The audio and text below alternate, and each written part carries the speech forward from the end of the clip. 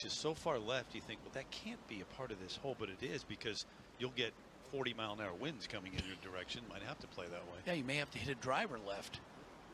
And there you see, you mentioned it yesterday, Terry, when you stand on some of these tees, it's hard sometimes to pick out your exact line. You don't really know where the fairway is. John, Rory with the driver. That it would be after a lengthy wait. Not quite sure why the group in front did not wave this group up. They've been doing it all day and most of yesterday. Now Rory with the driver, wind out of the right.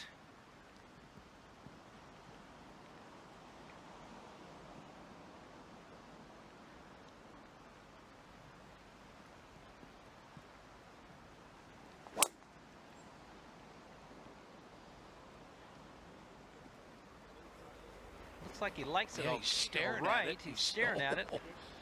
Oh, it got a forward bounce, but now it is gonna, will it stay there? Yeah. Oh, that's really good. That's real good. Good lead, absolutely. Remember yesterday, he went well right, so did Casey. I think Casey made a birdie there, as a matter of fact. We were to the right of that leaderboard. Take a closer look at the swing. Boy, the wind up. I love his backswing. He just, as you said, John, just corkscrews himself into the ground, back and through. And look at the balance position. Look at the left leg and the left foot is just solid on that post. Gary now with driver as well. Likes to cut the ball. This ball up the left, not cutting. Oh, he gets lucky. Don't know what kind of stance he's going to have, John. He might be. The angle will be okay. Depends on the lie. Yeah, he may be hitting that left-handed. That's a pretty steep face of the bunker. He might not have any room.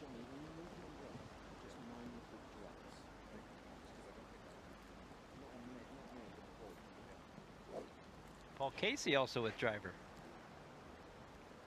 Well, I don't know about you, John, but I was kind of waiting to see what the guys ahead of me would do. Always. And I got a good picture from McIlroy, so I go, yeah, I'm going to go with that too. That's exactly what I would do. If I saw two in front of me that weren't so good, I might put that driver back in the bag. Really? Oh, yeah. Oh, yeah. Oh, yeah. Paul Casey going up the left, trying to cut it back.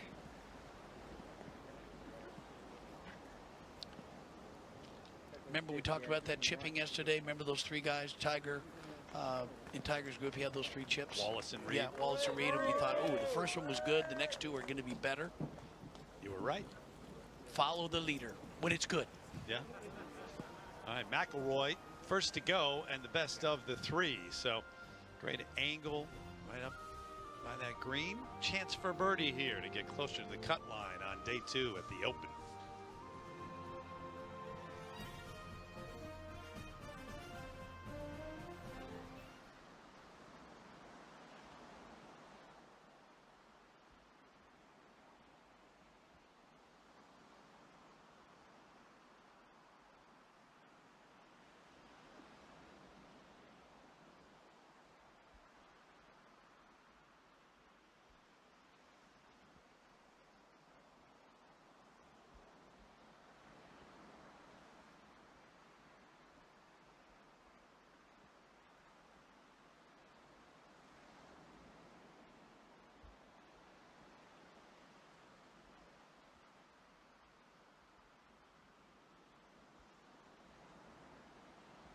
It has that feel. And it builds. 2 eagles yesterday here at the 5th. No eagles so far today. But this is a hole you've got to get. It's a pretty simple looking chip for Rory right there. Just a basic, probably a gap wedge. Just fly it over that sprinkler head you see there and then just let it trickle out. Here where the players drove it, you see Woodland and Casey just avoiding that bunker on the left. McIlroy 348 off the tee to the left fringe. Get the best angle on that pitch too.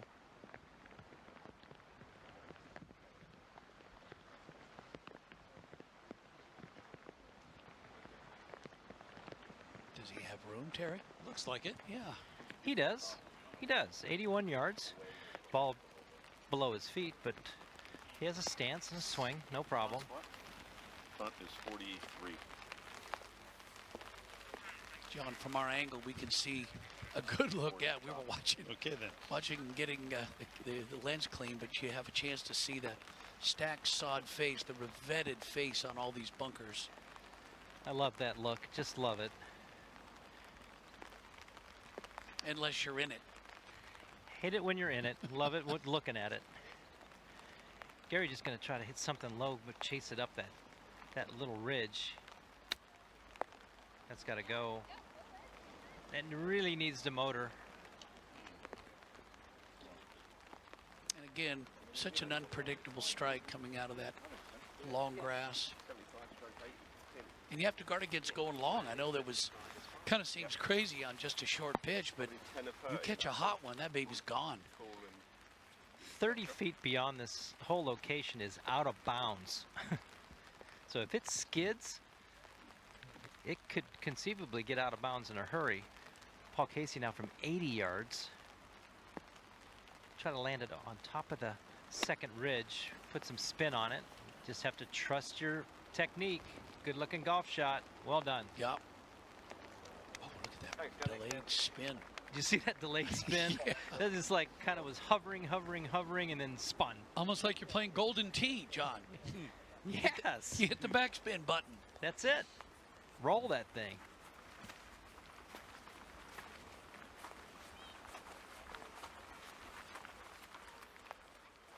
Take a look at the strike again when you're hitting these short shots around the tight turf here on a links golf course. See how far ahead of the ball that divot started? Yeah. And Rory's ball right here, lower right. Now, here are the options we talk about, John. This is so closely mowed. You could putt it, you could use a hybrid or a 3-wood, or you could chip it. All different kinds of shots. Exactly, Peter. Options throughout the bag. Really could use any club, and any of the clubs would not be a mistake. It's just whatever you're comfortable with.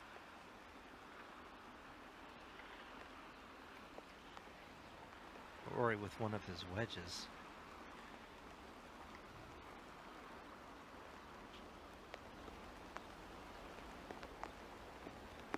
Gonna try to drive it in there low. Little check, little release. It did.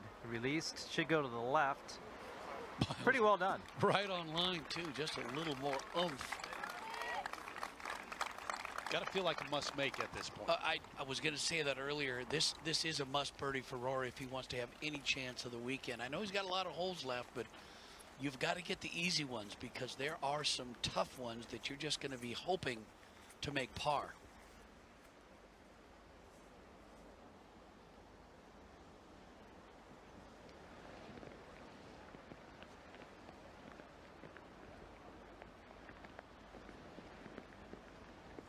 It's just a lot of work, isn't It is. It's tiring. It's exhausting because the caddy's going to be going back and forth holding the umbrella. You see the towel is in the spokes of that umbrella. That's got to stay dry. The player stays dry. The bag, the grips. John, we've played our share of golf out there when the umbrellas come up and down, and wet day like this, the waterproofs come on and off. It's tiring. It's exhausting. It's exhausting, exactly. Your caddy works hard. You work hard. Usually by the end of the day, you're fried. Your caddy doesn't want to see any of you. You don't want to see any of him, and you just got to get everything dry again. It's just a frustrating day, but you know what? You have to accept it, and if you can accept it and accept that challenge, you can shoot some low scores. Gary now from a good 55 feet. Same line that Rory had his pitch on, so he knows what it does. Goes left at the end. And you never know when you make pars. I know this is one of the easier holes, but if you string a bunch of pars in a row, 6, 7, 8, maybe 9 or 10 pars in a row, and you look on the leaderboard and you just jumped up 20 or 30 spots. So you've got to be patient, as John said. You've got to keep it in perspective. Little different for these players. because they know what the cut line is, or basically what it is. I mean, they do have a fixed point they have to get to. You know, you're exactly right. They know the number, and right now it sits on 1, but we're speculating it's probably going to go to 2, so they know what they have to do. They know they have to at least get to 2. And that's a disappointing par for Gary Woodland on this hole. He has plenty of firepower to get it up around the green. Definitely one of the holes that you needed a birdie. You know, 2 and 5 and 7 going out. You have to make birdies there.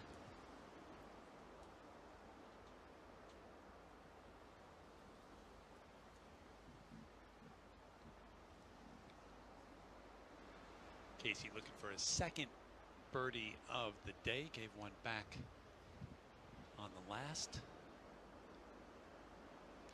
John McLaren, his caddy, dutifully holding the umbrella. Not so much to keep the player dry, to keep the ball dry. This doesn't have a whole lot in it. Oh, that just dove at the cup. It did as it ran out of steam, yeah.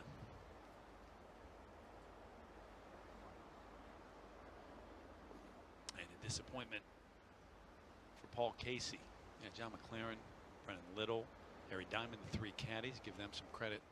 They're going to be exhausted after this round too. And this is where, when you bring a inexperienced caddy over, whether it's your brother or your uncle or somebody, your club pro, and they don't know how to do this, makes it that much harder. I would not want to, as much golf as I've been around, go out there and caddy. Oh, like I knew what I was doing. All right, big putt for McIlroy. Right on that right edge with a little bit of speed. Keep it up. Oh, man. It looked like he just got a little casual through the strike, John. It looked like he just kind of decelled a bit. That's a frustration right there. Disappointing par for sure. In a day and now 5 holes for McIlroy. Plenty of heartbreak. That's one of those heartbreakers. As they head over to the 6, beautiful par 3, perched high on the cliff here on the ocean. You can see you cannot miss to the right. There is nothing down there but trouble. It's actually a very big green, and that whole location kind of in the middle, so I think you're going to see a lot of players short of this whole location today. That would be the wise play, but the point you just made, these players know what they need to do. McIlroy needs to be more aggressive. He needs to make some birdies. Well, the flag at least barely moving right now. Yeah, not much going on up there. There is plenty of room up the center of the green. It's only 189. 170 clears it up on that little false front. Been a lot of birdies here so far today. 28 birdies here, John. Yeah, it's just the whole location is just straight up the center of the green, although it kind of borders on, looks like it's on the left, but it really isn't. It's fairly accessible for a 190-yard shot. Yeah, the green is short left, back right, so it's a bit deceiving. But with the wind change, this is a much different hole than we saw yesterday. Just a comfortable 7-iron, I would think, for Rory. Send one straight up in the air and take dead aim.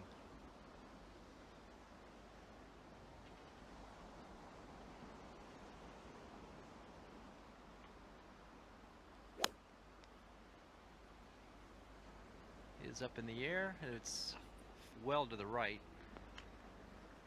Got a nice little kick to the left.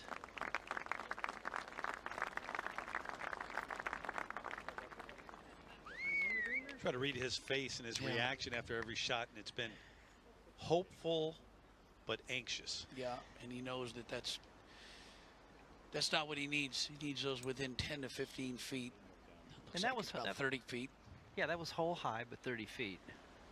So it was a good strike. Just aimer, just pointer, just a little off. That's why it's a hard game, John. Yeah, I have to get pointer and everything else right. You can't get, can't be 50%. Gary Woodland also with a 7-iron.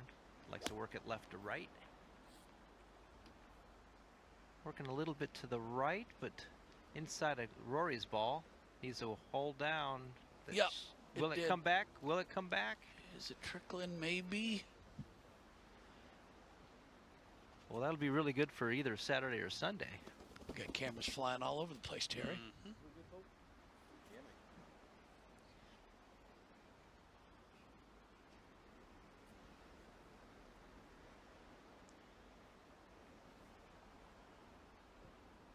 Paul Casey also 7-iron.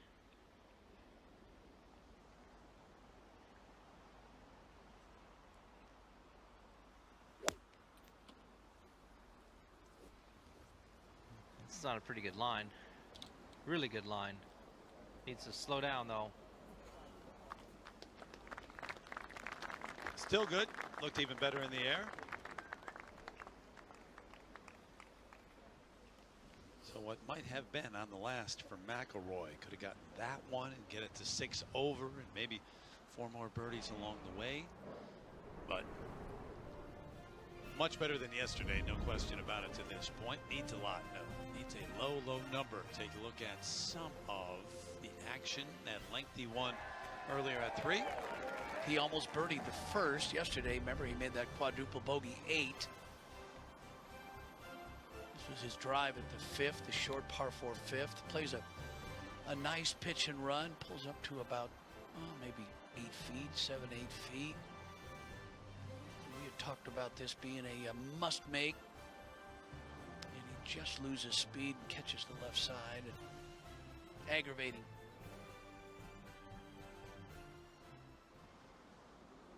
Almost, well, I'd say 95% of the field, you go out and you shoot 79 on day 1. You don't have all the on-course commentators walking alongside you with the cameras. But if you're Rory Mcilroy, they're there. I love what he said yesterday in his press conference. He said, is there a way back from 79, do you think, the cut mark? And he said, well, definitely a way back to Florida for the weekend. So, again, I don't know if he was just trying to be funny or rationalizing, as you said earlier, Terry, but you know he's thinking, I've got to go really low. I've got to go mid-60s, maybe even low 60s to make it to the weekend. And he can do it. He's got that firepower.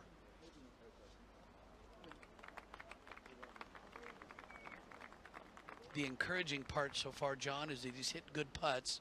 I know he had that very makeable one back at 5, but he still hit the hole with it. Definitely, it's just tighten up lines, maybe a little more speed. You know, one of the two things will match up, and next thing you know, you can run the tables. So he just has to stay patient. There's opportunities out here. There really are. The conditions aren't too bad. Not a whole lot of wind blowing. No more rain.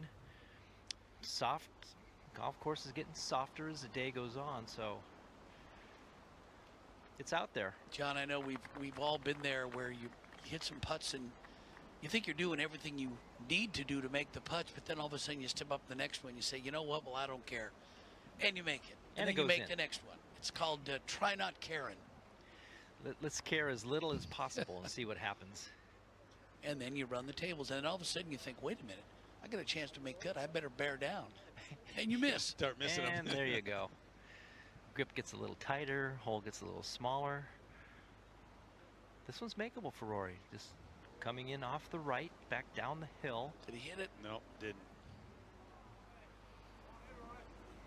You know, green's a little slower than you play on the PGA Tour, and especially if they're a little bit damp, it's just tough to match it up. As John said, it's certainly makeable. That was fairly flat. There's the front part of this green. Anything that comes up short hits that false front and comes back about 15 yards.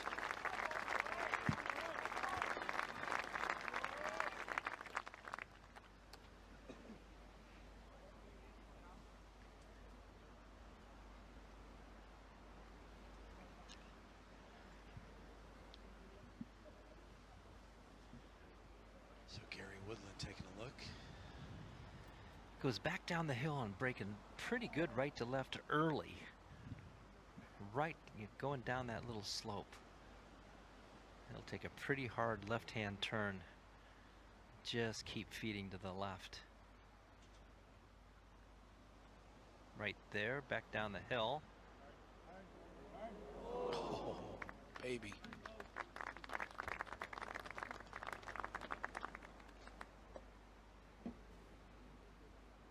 I know it's a miss, but that was a well-struck putt. You're doing everything right when you hit a putt like that, when it just brushes the edge.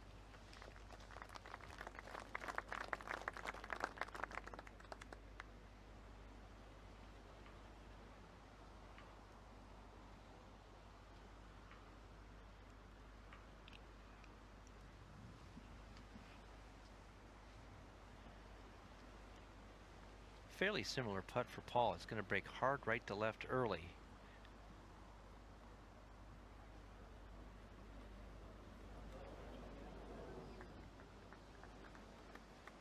Just tough to match the pace and the line, isn't it? Just basically putting. It's putting. Yeah, that's the difficult part about it. I've had rounds, Terry. I know you amount of golf you've played that you can find the line and you're hitting them beautifully, but you're leaving them all short, about 4 or 5 inches, just dead in the jaws.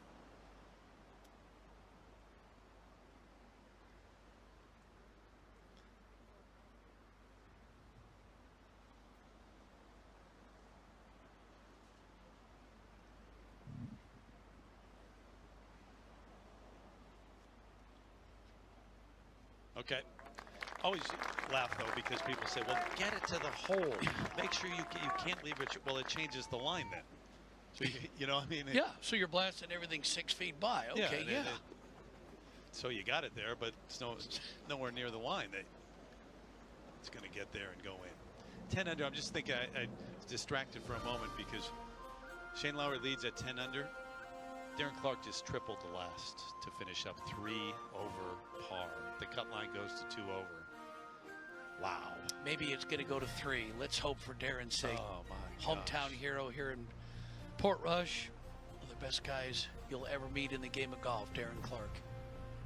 Irish hopes of Northern Ireland on those names. Clarke and McIlroy, Graham McDowell, Shane Lowry on top right now in double figures as we watch this headline group, one of those at least, this afternoon, day 2.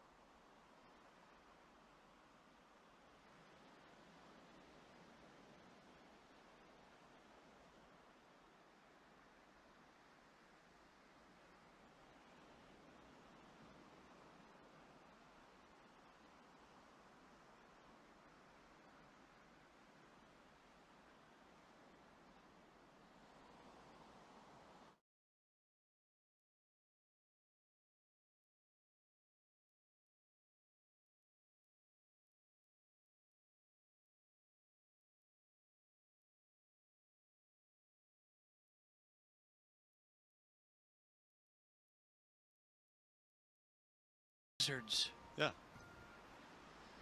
So some of the names on that first page. Fleetwood jumps out. How about Westwood? What a story that would be. To win his first major championship right here this week, that would be something special. 5 under Koepka still, for me, is the favorite. You just can't go against what he's done in major championships and what he's doing right now. How about Matt Kuchar? Came second to Spieth after that incredible reset Spieth had a couple years ago at Birkdale. Yep. It's easily the greatest reset I've ever seen on a golf course after a ridiculously sloppy hole to come back with a birdie and that eagle birdie finish. And by the way, the range is out of bounds here. Now. They did say that. Patrick Cantlay, you see 1 under, one of the favorites coming in. Stenson swinging well. He played awfully well last week. Just couldn't make a putt. Again, getting to the weekend. That's your first goal. Job 1 here at any Open Championship because of the weather, because of the golf course, the difficulty, the time change. Get to the weekend. And if you're within shouting distance, you've got a chance. Wiesberger, the winner in that playoff last week. Renaissance Club, Scotland. Nino Bertaggio was one of those who qualified off the finish in that event. Andrew Johnston Beef also got in. So great to see him back. Local boy Graham McDowell going good today. 1 under through 8. Back inside the cut line. Xander Schauffele was kind of a chic pick this week, and for good reason. I mean, the man can play. Just getting things started in his career. Kisner, too. A lot of people were talking about Kiz. Yep. As tough as he is. 74 for Jason Day today. There's Beef. So he's got to play well coming in. Is that 2 over? That's 74 from Darren Clarke. He was even par coming to the last. And that is that's a brutal finish. No question about that 18th hole. Two-time Open champ Padraig Harrington has to make up at least a couple of shots coming in. Johnny McLaren telling stories. He's one of the most engaging personalities we have on tour. So here's one of my favorite holes now in all of golf. The brand new 7th here at the Dunluce course.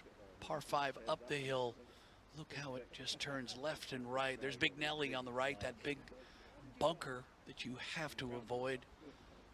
Much different hole today, reachable with the wind change. But this hole that was built for this Open Championship looks like it's been here for about 100 years. Just a gorgeous setting here for this uphill par 5. And there are the slopes on and off the green. So we mentioned the 2nd and then the 5th, which is drivable, and now the 7th. That's where you look and you say, I got to make birdies there. Stroke average just above 4.5, so you can do some good here. We've had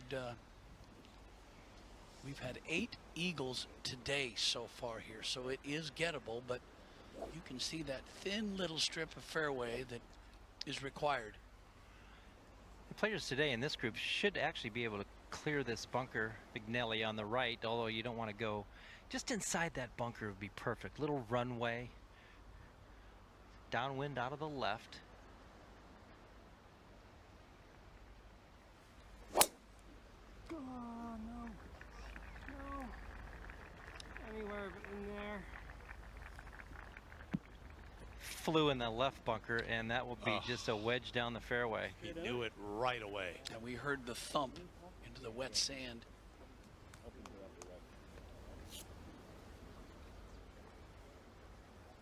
I mean, he knew it immediately. John, just a quick shout out to you. You were out this morning. You're out there again this afternoon. Braving the elements. Well done. It's the Open. It's the Open. What can I say? I love it. Exactly. I love that attitude. Love coming over here. I loved playing. I love the conditions. I didn't get to drink any of my own stuff out of the claret jug. I drank somebody else's. Yeah, me too. Quite a few times, I might add. And that is a perfect drive right down the left center. Funnel right into that little hollow. Perfect. You know, Peter and Johnny, you look for events with their own character, their own personality, identity. This, as much as anything in the game and in sports, really. It stands alone. As John just mentioned, it's the Open. You have to expect anything because you're pretty much find anything here on the golf course. You expect anything, you accept everything, you prepare for everything. That's exactly right. Beautiful tee shot there from Casey. Right down the center, also be able to reach the green.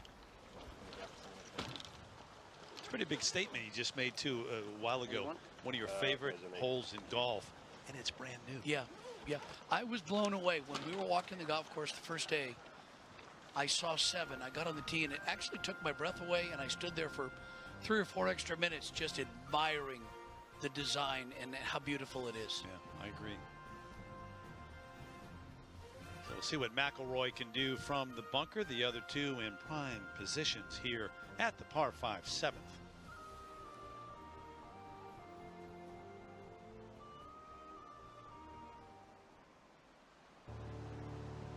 Northern Ireland. we're sort of a crazy country, but we're a very positive country.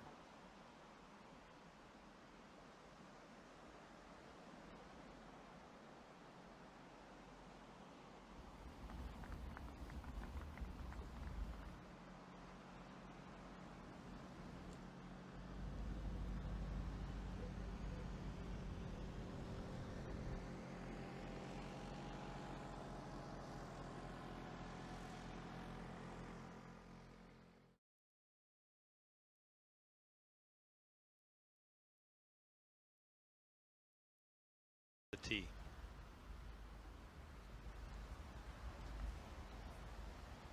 John, not a whole lot he can do with this. No, very little. Not much at all. Just have to make sure that he hits it in a good spot for his third.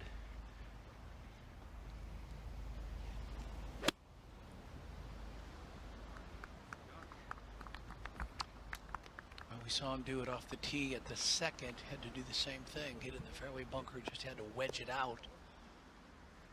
He'd be in good position.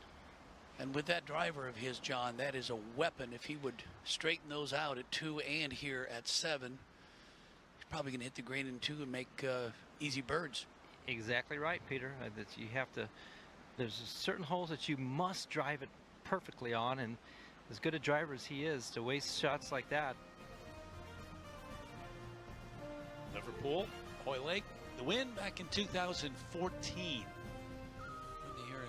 2015 at the Open, but top 5 finishes, including that share of second place 2018, and knows this place as well as anybody but maybe Graham McDowell or Darren Clarke, and had the course record at what was the old Royal Port Rush with the 17 and 18 that existed for a number of years since he was 16 years of age, but it hasn't produced a run this week.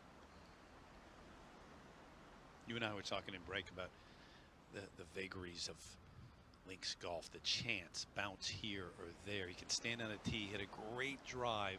Oh, takes a little bit of bounce, goes in the fairway bunker. And to do this for a living, to compete at the highest level, it has to drive you mad. Or you have to work awfully hard not to let it drive you mad.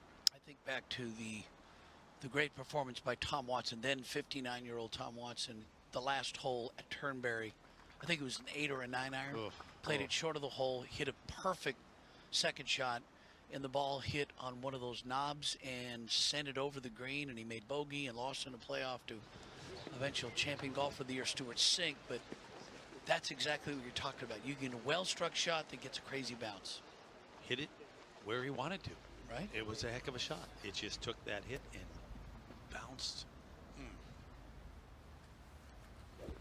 But as John said, John, you prepare for everything, you have to accept everything, and that's the perspective that's needed to compete and win the Claret Judd. That it is. It's a challenge out here, there's no doubt. And when you can put your arms around it and embrace it, that's when you can play well.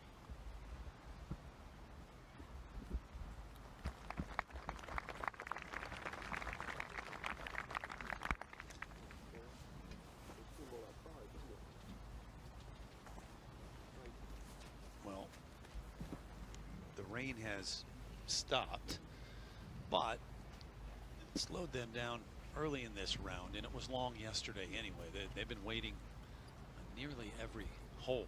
Casey 313 off the tee. Look at Woodland 336.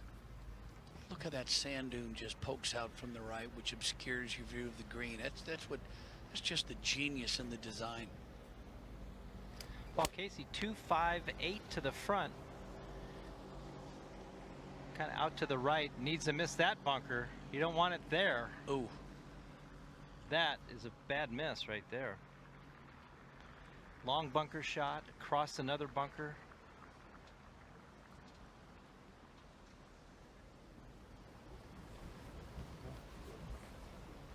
Can't do much better off the tee than Gary Woodland did here. 235 front, 258 to the hole. Just trying to get it on that front part of the green and just let it run back up the hill. This is that potent driving iron. Yeah. Probably gonna come out fairly low, especially going up the hill, but middle of the green would be ideal. Hit it up the left side a little. Needs a kick. It doesn't need a kick left. That'll be okay though. Yeah, it's just okay. left front. He's got plenty of room to work.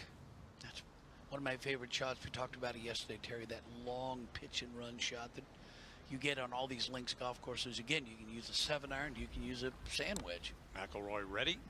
From 186, 165 or 163 front. Back up the hill. It's on a nice line if it's enough club. Get up that little slope. Stay there, stay there. Almost.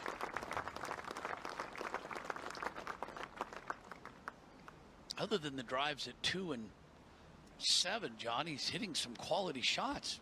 That he is. He's not getting much out of it right now. But those are very important tee shots on 2, 7, and then when he gets to number 12. I just love that full release all the way through. That's the one thing I think as we as players, especially when you're playing in this difficult conditions with wind and wet, is you don't really make that full release of your body. And I see McIlroy do that every time.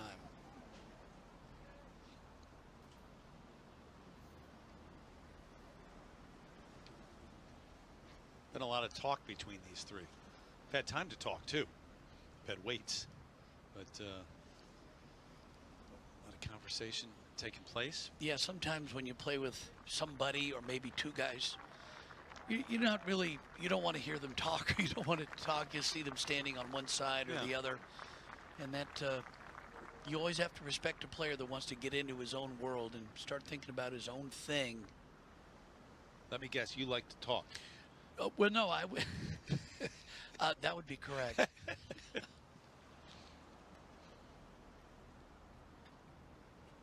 Yeah, I remember playing rounds with Trevino. One of the things that we were told to do, and John can back me up on this, is when you first come on tour, you want to play with the best players.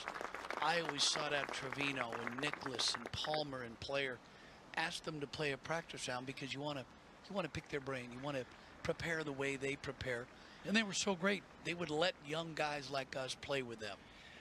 That's a great point, Peter. And when I first came out on tour, Ken Venturi said, make sure you go find Watson. Tom Weiskopf will play any time with you. And, you know, just seek their knowledge. And you can learn so much and be ahead of the game when you come out.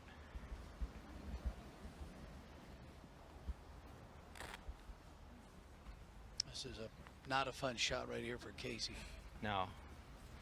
45-yard bunker shot. Has to carry it over the front right bunker. Really not much room up there either. Strike has to be perfect. Maybe take out a pitching wedge or a gap wedge. It came out nice and low. Oh man, that is a really good shot if it stays up there. Nah, it's not going to stay there, but still, you got it in the vicinity. Very acceptable.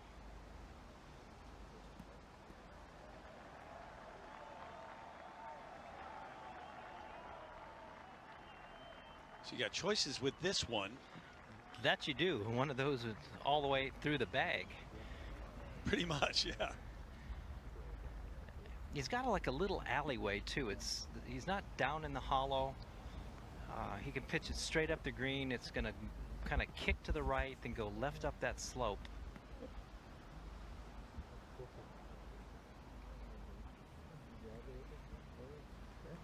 I think something in there nice and low and just let it run on back. Should go right up the slope. That's well done. Well, that thing just kept on going, John. That's actually uphill. Had some speed on it. Again, the only club you might not hit from there would be driver. Yeah. But you could hit anything from the 3-wood down to that lob wedge, including the putter.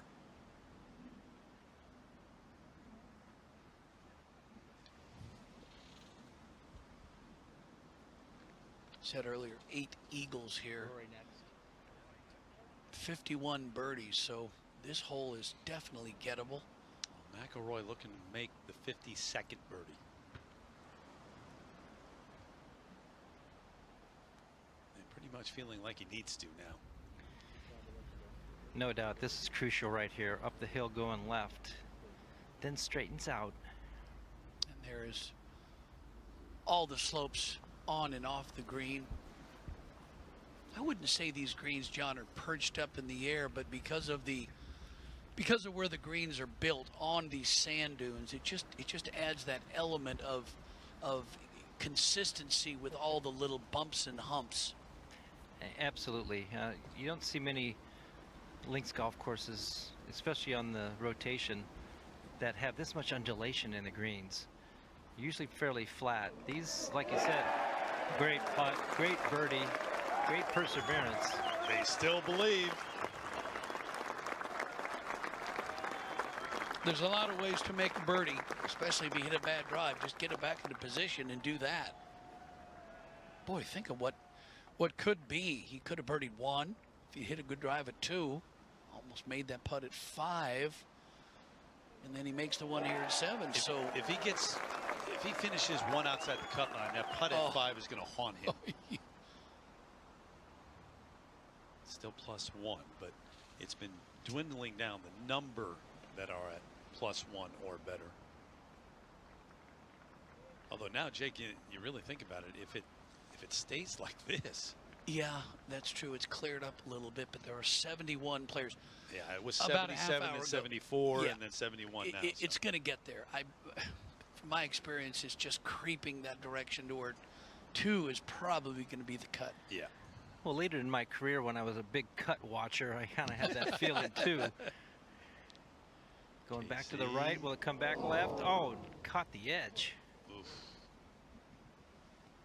That's the worst experience as a tour player, John, when we're huddled around the leaderboard on Friday afternoon looking at that cut line. Yeah, we didn't have the computers and the projected cut, and you either knew it or you didn't. And you're doing old school math and Yes. looking at the names still on the golf course saying, no, this guy can't play. Yeah. You got it. This guy's going to double 18. You Right. just know it. All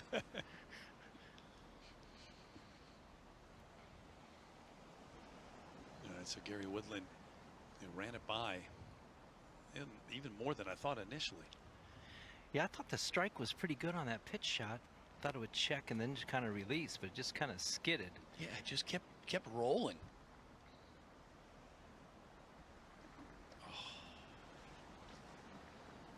Not the first time he's done that today. You know what happens when you do that, Terry? You walk off the green and you say, you know what? It's okay. I just won the U.S. Open at Pebble Beach. Perspective, baby, perspective. Nice to have that in your pocket. Yes, it is.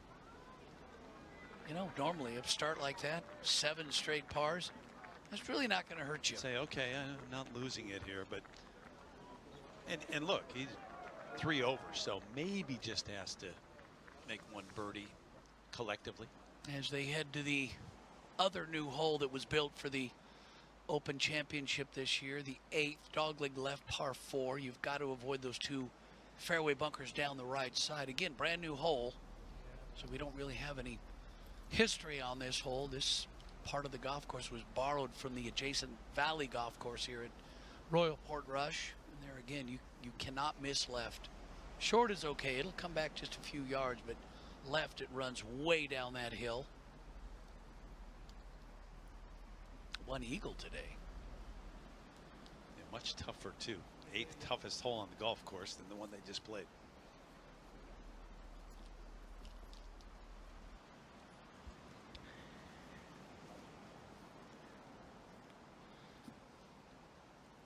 And good look from behind. Great perspective here at what Rory Mcilroy is facing. You wouldn't have thought that Rory Mcilroy would be the one to make birdie off that drive at number 7, but now back into the wind, Peter. Forced to hit driver, 280 past that first right bunker. Now, call me crazy, John, but I think this hole plays easier into the wind. It gives you more room off the tee. It widens the fairway a bit. Well, widens the fairway, and yeah, it kind of just holds everything up. Marshall was signaling straight. I actually lost it in the air. I couldn't tell you where it went. He picked his tee up pretty good and felt comfortable about it. You know, all indications are it was a good one. But there are just some holes that when you're playing back into the wind, especially when you've got a tight fairway with some fairway bunkers adjacent, sometimes back into the wind, it helps you because you know you have to hit driver. Downwind, we saw yesterday, we saw everything from driver to those long irons. And they probably hadn't played this hole in the practice rounds like that, so yesterday was a little bit more difficult. Gary liked to play that little squeezy cut, gonna aim it at that far left edge of that far bunker, just kind of hold it there, straight down the middle. There it is, he wasn't even looking at it. Ooh, didn't look, but that wasn't far from that bunker. It is great now. You know what's great about these fairway bunkers, Terry, you were mentioning it earlier.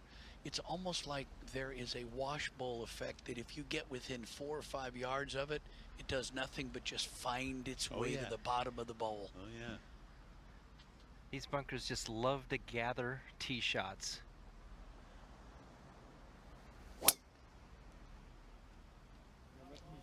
These bunkers are greedy. They want the golf ball. Like kids at Halloween. Can I get another one of those large Snickers bars?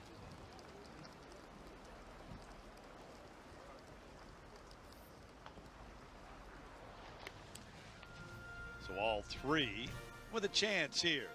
And great shots for their second. Par 4 8th, coming off that par 5, the 7th, the 2 new holes here at Royal Portrush. And this man giving the home crowd a reason to believe that it is still possible to make it to the weekend.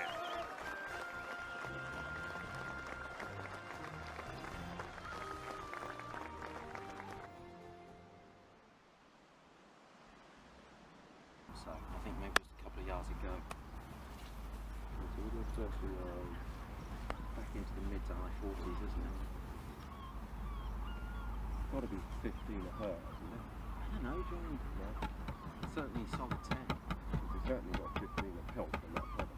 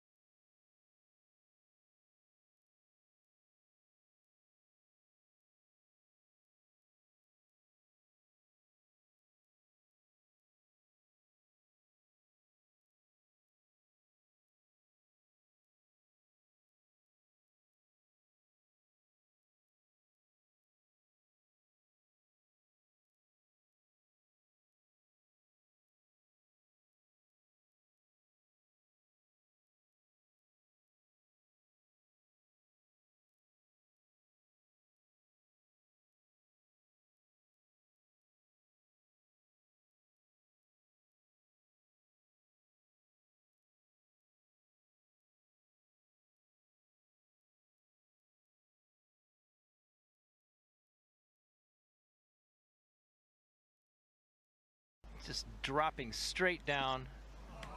Really well done from that lie. Boy, he held that off and hit a big high cut with looked to be a pitching wedge or a gap wedge. That's hard to do. See the face as he came through and where it was?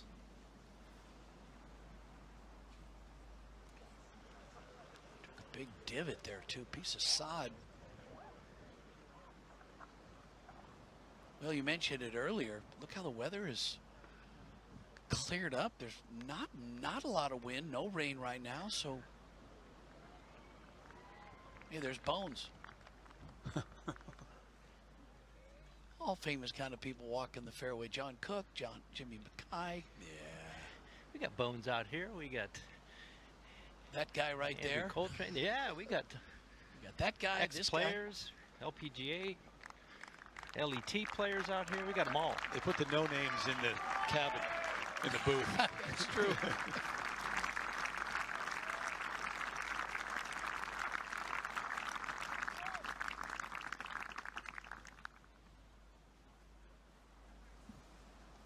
rain pants on or not? I think he does. Yeah, he does. Yeah.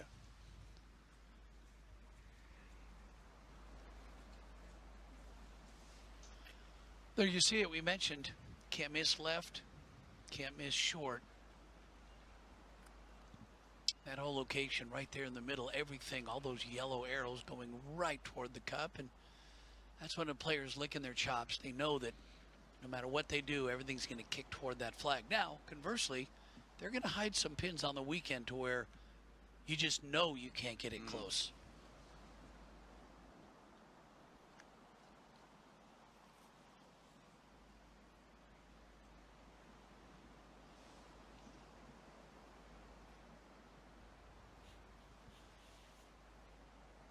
Reading book compared to what he sees with his eyes. There's Paul. Going back down the hill, should move it slightly to his left.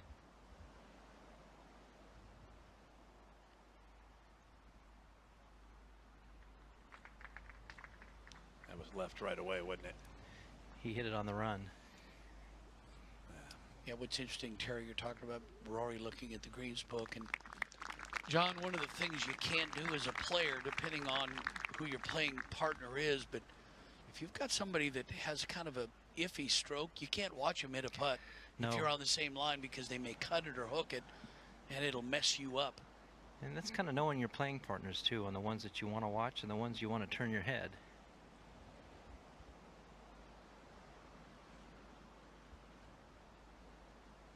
Back to back. This falls slightly to his right. Back up the hill so he can be a bit firmer, bit more aggressive. I'm calling this. This is in. He likes those left to righters. Just started just right of his intended line. Man, just when you think he's going to go boom, boom, boom.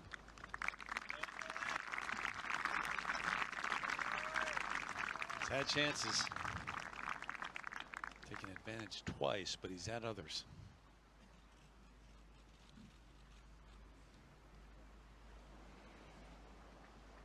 About 4 feet right here, and this does move a bit to his left.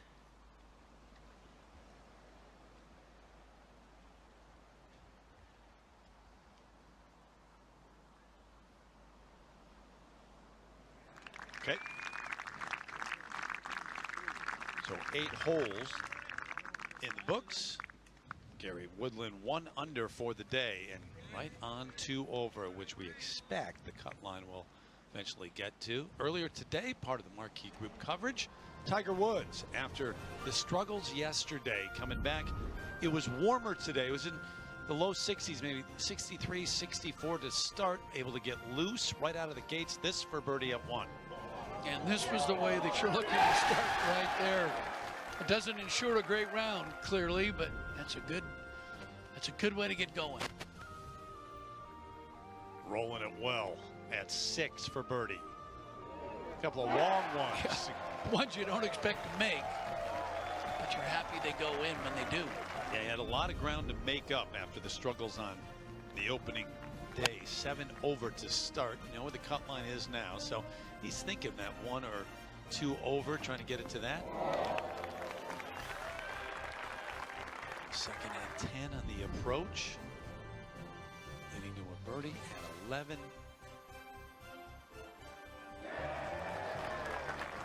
One of the few birdies at 11 today. Just 13 of them so far.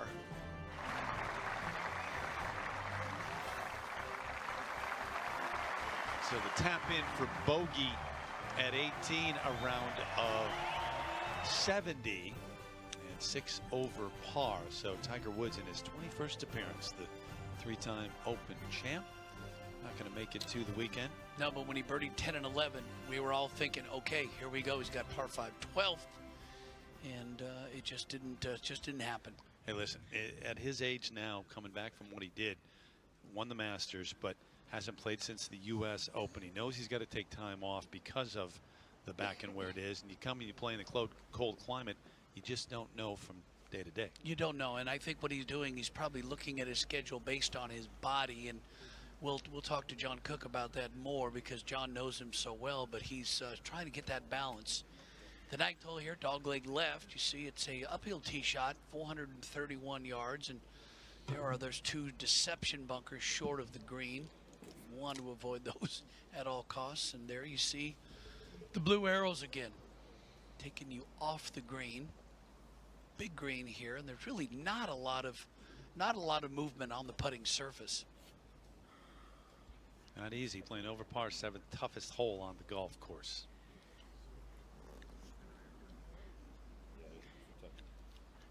And you have some options here at number 9, Peter and Terry. About 250 to that right bunker. It is downwind out of the left. The far bunker is about 300 yards. So you have to fit it in between those two. The problem going this little slight dogleg left is that the fairway cambers left to right. So it just tends to want to gather into that one of those bunkers. But this starts up the left, and this should be perfect. Oh, it is. It is. It is. I almost said until it's not. You can't stop watching them. Yeah. It's 300 to that next bunker, and you just can't stop watching. That's right. It almost got there. Should be perfect. 3-wood here? Well, this is interesting. You would think that he would either take some sort of a long iron and try to hit a little trappy draw. He's got some fairway metal. Thinking this might be a 5-wood. Trying to turn it from right to left. A bit right, maybe. Okay. It's fine. Good angle.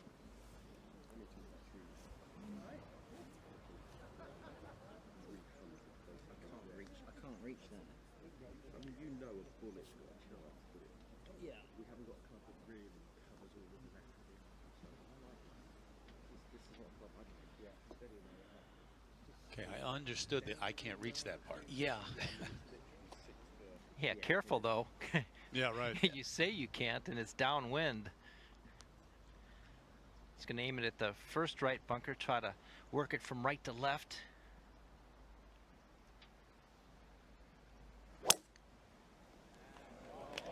And it's headed towards the center bunker, but that's the bunker they said they cannot reach. We'll find out. And they they got there. Wow. Wow, yeah. At least it's at the bottom. He's going to be just a wedge out. Best laid plans. Had a plan. Hit it. Kissed. Didn't work out. So that first page of the leaderboard as they chase 9 under, and it has been a typical open in terms of the weather. Showers, sunshine, wind, off and on, back and forth, but nothing typical about where we are. Northern Ireland.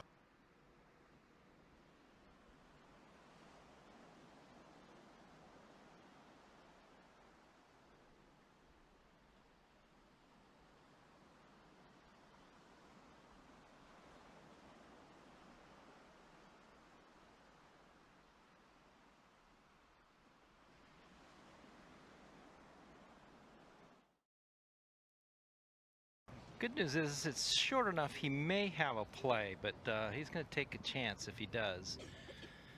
But Rory Mcilroy 163, just out of the right rough, good angle. Have to guard against going left here because it will go down into a little hollow.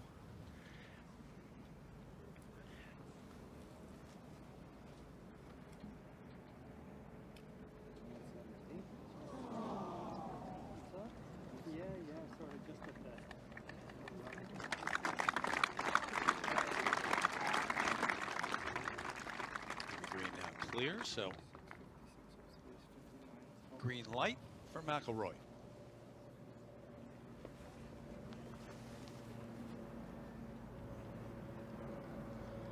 Just control a little 9 in there. Thinking wedge maybe. I could probably afford to pitch this a little shorter than that number just because it'll hop up, you know? John, what do you say? Control a little 9? I like it. 142 front, 163 back to the hole location. Just needs to fly at about, well, a little over 150. Perfect angle. This is where you have to take advantage of really good opportunities. Sit. He thinks he caught like a little bit of a flyer, flew a tiny bit too far, but that's well played. Yeah, good shot. Hard to put any spin coming out of that thicker stuff. I think he's swinging well. He's got everything under control. I know he hit a bad drive at 2 and 7, but look at the control right here. Club releases through the ball nicely. Good rotation. Club face stays square to the arc.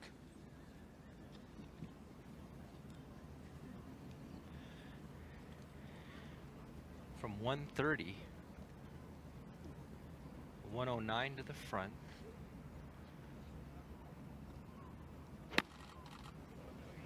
Good contact. Thought he might try to take a chance with that shorter club. And he'd stay there though. Stay there. Well done. Got him, Cookie. Yeah, but see him back off that thing too. Trying to help it up over that lip. I think he would have taken that no matter how far back that spins. It's a good shot. Good gamble.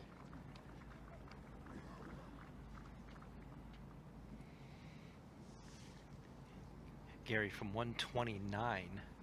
Perfect angle. Just a nice gap wedge. A little right of the flag. Check and hold. Yep. He thought he missed it a little bit. Yeah, he didn't look happy with it.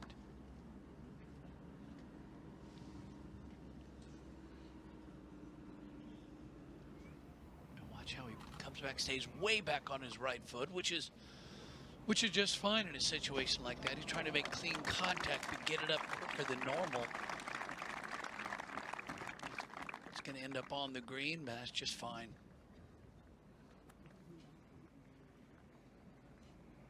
Just an update on the cut, Terry. It now actually went the other way. Now there's 73 players at +1. Is that right? Yeah, so not moving the way we really thought it would be. There's the virtual look at how the slopes are on this green. Martin Ebert was hired to refresh the golf course coming into the Open Championship and did a magnificent job. Had to build 2 new holes at the 7th and the 8th. Built some new tees, removed other tees, just shaped the greens up a little bit around the corners.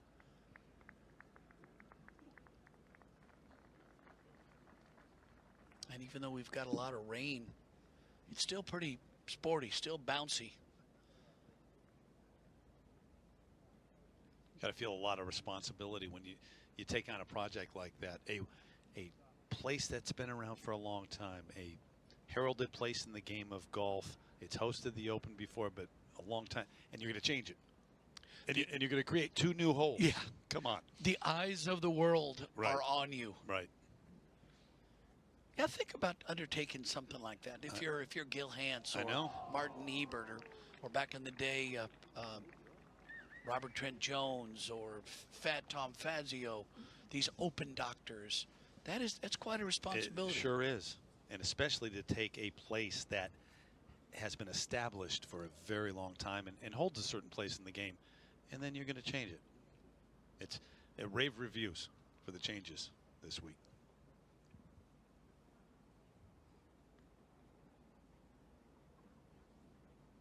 I'm gonna have to do a little research, but I think it was Martin. John, do you know if it was Martin Ebert who just made the changes at Turnberry? Or do you know? I'm not sure about that, Peter. Name sounds familiar, but I can't be 100% sure. That sounds right. It's hard to. Yeah, they trusted his expertise here. I would have thought they probably brought him in there at Turnberry as well. It's just hard to imagine that anybody could take a golf course like Royal Portrush or Turnberry and make it better. But I've not seen Turnberry, but I've heard nothing but rave reviews about Turnberry and how he has incorporated the lighthouse out on the back 9 into the design of the golf course and into the function of the hotel. You are correct, by the way. It was Martin Ebert. Yeah. Back up the hill going left, then back to the right. Oh my. Whoa, what a nice looking putt.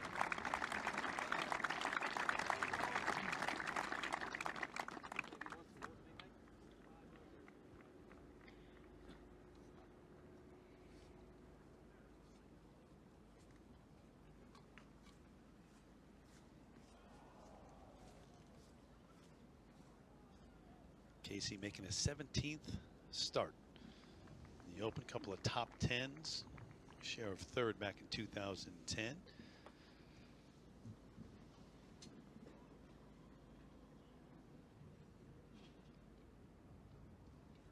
Pretty much needs one club to get hot right now, and that's the putter, McIlroy. The swing looks good. He's doing what he wants on the golf course, but he'll make some putts. This one, a little lengthy one. 25 feet back down the hill. Has to go left off that little slope off the back left of this green that could kick it to the left.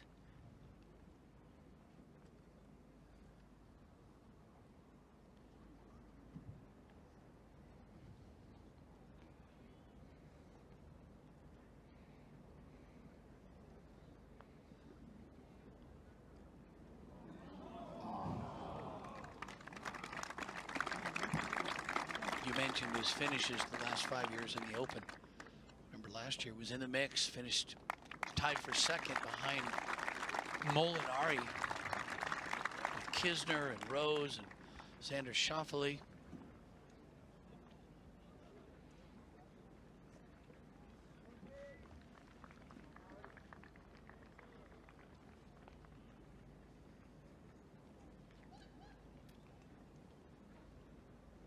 How about this one, John, for Woodland?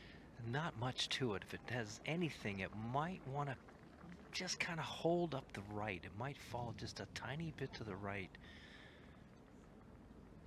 Tiger missed a similar putt this morning. Oh, come on. It's right. That was rude. Rude. Oh. We're hoping his wife Gabby is back home watching us right now. Want to send her the very best. And Gabby, we thought that putt was in. So did Gabby. So did Gabby. She's expecting twin girls here in a couple of weeks. Gary was not expecting that. He's left a couple short. He got there firmly that time. And Casey cleaned this up. And Paul will definitely take a 4 from that fairway bunker. You don't make many pars from these fairway bunkers. Well, John, I learned a long time ago that if you're kind of close to hitting into a fairway bunker over here, you don't even take that club. You go back, drop back 1. Just take it out of play. There you go. Exactly. Lesson learned.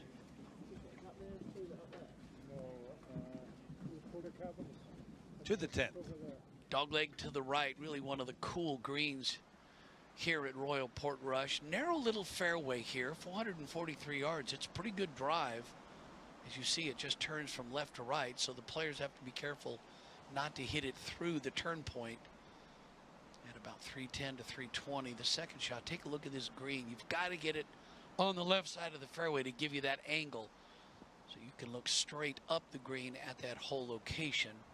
And again, a little bit easier here. A lot of sand dunes around this green, which will kick the ball back to the surface. So not as an exacting second shot as some of the others that we've seen. Dylan Fratelli working his way up the leaderboard, 5 under today. And just 1 behind Shane Lowry. Westwood and Fleetwood finished early. Eric Van Rooyen, also a name that a lot of people like this week.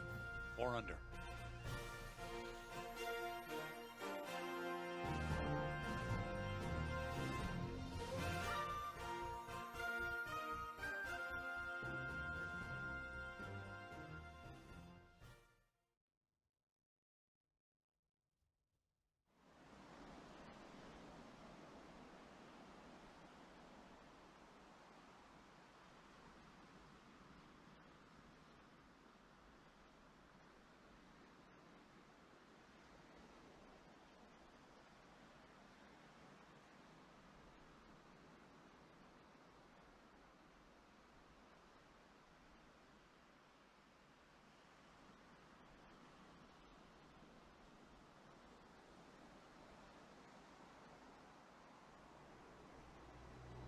A mile east of Royal Portrush, you'll find Dunluce Castle.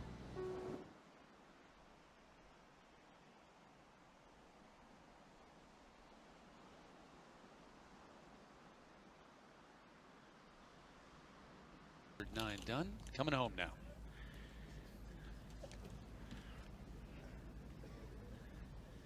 Coming home with a tough tee shot right out of the blocks on number 10. Back into the wind, a little out of the right. Fairway runs out at about 280 through the left. You have to carry it about 270 on the right to avoid all those sand dunes.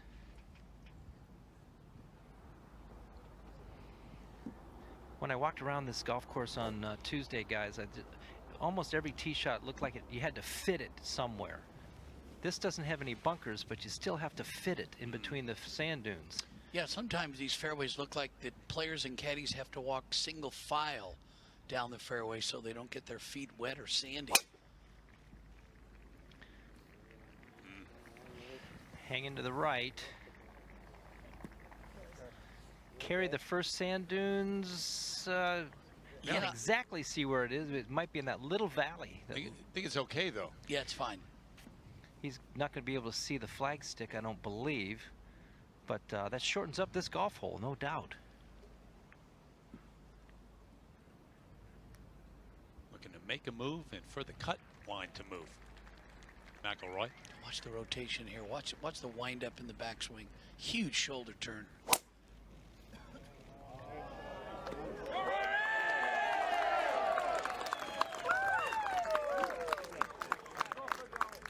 That is, can't walk that one out there any better. That's so good. Like I say, Peter, the wind up on the backswing. I love watching the wind up of Rory McIlroy and Dustin Johnson.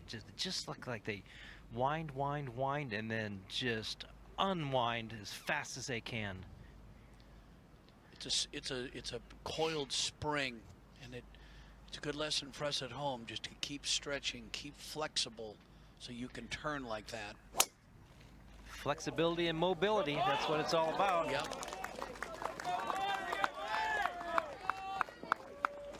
Paul Casey up the right side, well done.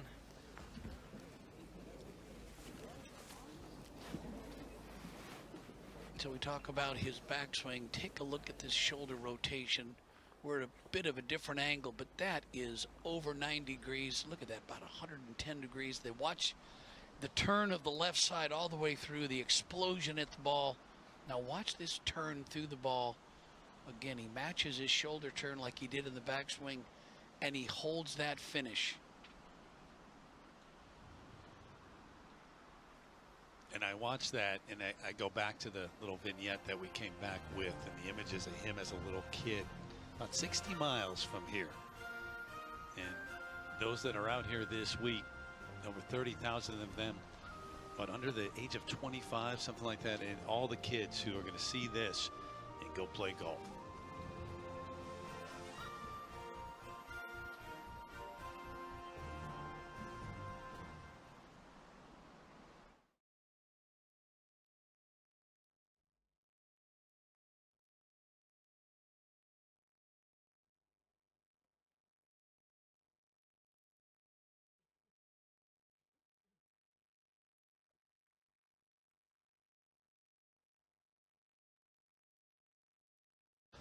Finishing third. Here are the drives from these three. McIlroy in the best position. You can see Casey and Woodland, even though they're going to have a nice shot at that hole location, but they can't see it. And it's going to be a little bit tricky to get the ball close. McIlroy's in A1 position to be able to attack that flag. And again, this is one of those teeny little greens set in those beautiful sand dunes, and everything kicks toward the green. So good chance for birdie here for these three.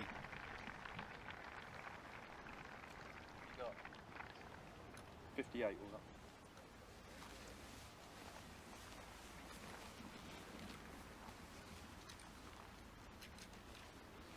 Talking about the three players from Northern Ireland, the local boys, Greg McDowell, Darren Clarke, and Rory Mcilroy. All the people love all the players, but they love those three just a little bit more. It's talk has been about around town all week long are those three. All major Yeah, championship winners. On the one. Yeah, it doesn't have Michael Jordan hops. How about yours? Does he have your kind of hops? John does. Not now. Not like yours, Terry Gannon. He's got the high tops on though. He's just in case. You were. Yeah, I was going to say maybe just erring off the right, just a yard. There you go. Depends on the trajectory, Johnny. You know, like you said, that 9, you get away with only 10 or so. More if you throw it up in the air. But to be honest, if you're going 58, probably only want to land or 52. Yeah. It needs to be in front. It's a fair argument this shot's 20 yards further than that 8. 62. So that was 38 and this is 58 and we're talking the same short. I think this is 9 o'clock 7. Yeah, that's the 20 yards, isn't it? Exactly what you did with the 9. 9 o'clock 7. This. Yeah. Now Gary Woodland. That's it. Yeah, split the towers. Yeah, got lovely. Used to be a basketball player, so he should have some hops. He was trying to get a look too. He does have hops. There's no doubt about that. Yeah. Paul Casey now 159. Can't see much of the flag stick. Might be able to see the top of the flag. Just going to hold something into that right to left wind. Got it going a little too much left. Can get saved though. Yeah, there you see the slopes off those sand dunes all to the middle of the green. But again, from that angle, you can't see much. So you've got to pick a cloud, or you've got to pick something behind the green, a TV stand or a colorful jacket. Look at his feet. Look how quiet his feet is. That tells you he's got a great solid foundation with his legs. The upper body and shoulders are rotating quickly to get the club back into position.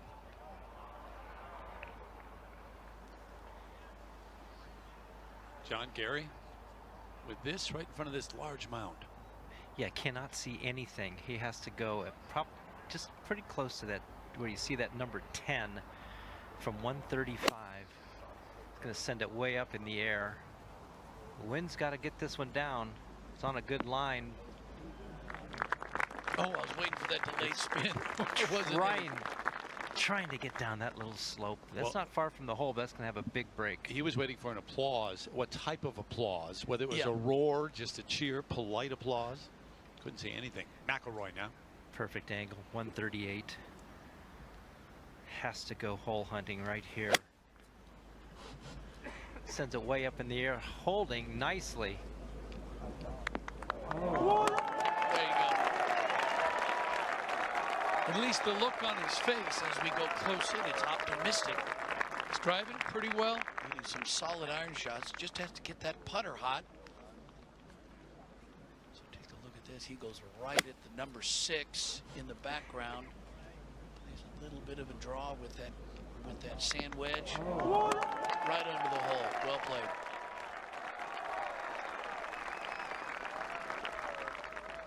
Watch his feet. Look how quiet his feet is. Feet are. I guess I should say not feet is. Feet are. Been here a while. Yeah. Look at the shaft bend. Look how he holds that face open, trying to play that high cut shot. We've seen that a couple times already today, trying to make that go left to right. What do you think is going through his mind right now? I think what he's trying to do, I think he probably needs to just back off the try factor. I think he's trying a little bit too hard, especially with the putter. He's in a good groove. He's driving it good, hitting good iron shots. He needs to just let it go, free his mind, and just roll the ball like he knows how to. All the way back when he was a 16-year-old, when he shot 61 here. I do know that he wants to be here for the weekend in the worst way. 74 players now at 1 over, so it had gotten down to 71. 71. Yeah. But they still have the tough 18th, the tough 16th. There's a lot of players still on the golf course. So I'm holding to my prediction of +2. What do you think, Cookie? You think he's going to get there? I was kind of on +2 earlier. I don't have a good feeling about +2 now. Really? No, I think the holes coming in, those tough holes, are kind of playing a little easier, maybe just downwind. So I would rather be at 1, I can tell you that. Yeah, right. I was kind of hoping for +3 for our pal Darren Clarke to get in. Yeah, absolutely. Casey, get it to even par. Good little breaker from left to right. It'll go down the hill right there, start to turn to the right. It's carrying some speed. Not the first that we have seen like that today. Yeah, each of these players having to worry about making it to the weekend. And Casey's there right now, but can't give anything away.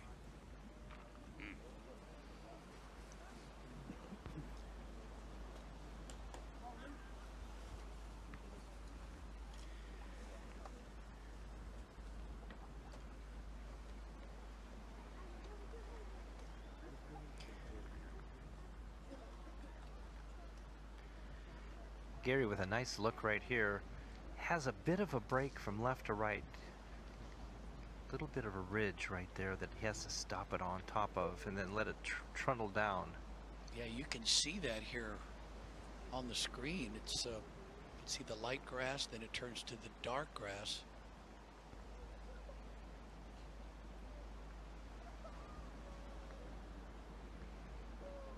Big right breaker there.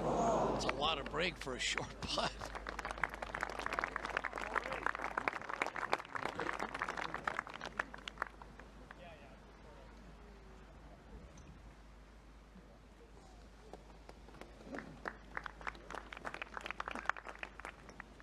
All right, it's go time for McIlroy.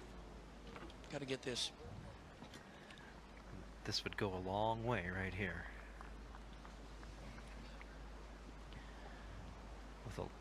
With 11 playing downwind, 12 playing downwind, got to take advantage of these.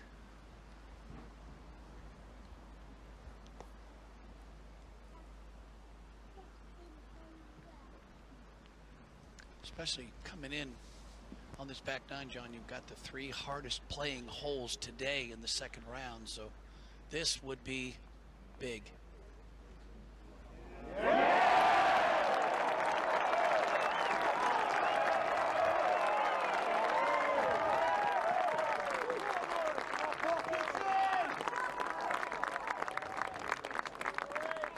Three, maybe 4 shots to make up coming in.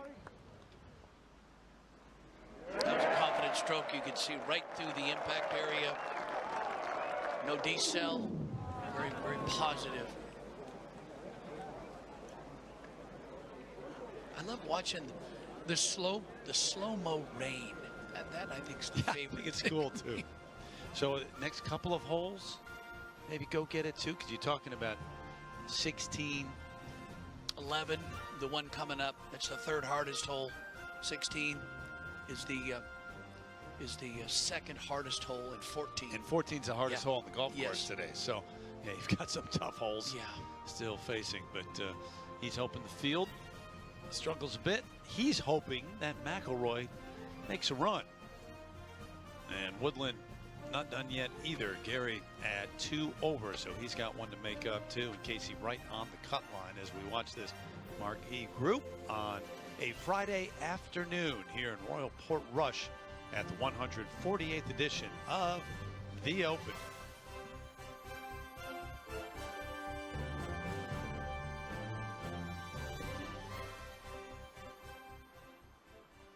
For 15 yards, and it's a big green. There's not a lot of movement, but you see the yellow arrows. Kicks everything toward the center of the green. But getting there is that's the challenge. You got to hit a long, straight tee shot and then a really well-struck second shot. Look at that stroke average, almost a quarter over par. 4th toughest hole on the course today. Don't worry about the name. Yeah, but I'm still getting all of it.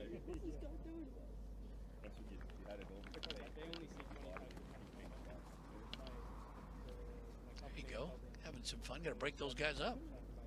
stories. No, I feel like I'm eavesdropping now. And 25 that I personally.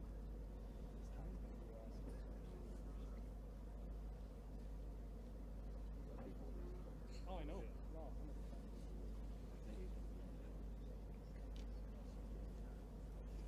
One of the great hangs in golf is at an Open Championship with all the caddies, Terry. Just listening to the stories, because a lot of these caddies have caddied for multiple players and multiple Open champions. So they start telling stories about Seve, and they start telling stories about Johnny Miller, and on, and man, you can have a lot of fun just talking to the caddies, just listening to the caddies. I bet. Rory, ready? A little bit different line today, guys. Downwind out of the left. This golf ball has to end up at that scoreboard that you can see through the fairway, believe it or not. Yesterday we had to go way left. Wow. Wow. And that is A1. That is a wow. That is huge. My gosh. That's in the 340 range. Yeah. Oh. Get my yardage book out. I'll tell you in a minute. Well, you could tell by the camera work there. Nobody expected to get it up to that camera tower. He just went right by it. Wind is where? I'll take off the left.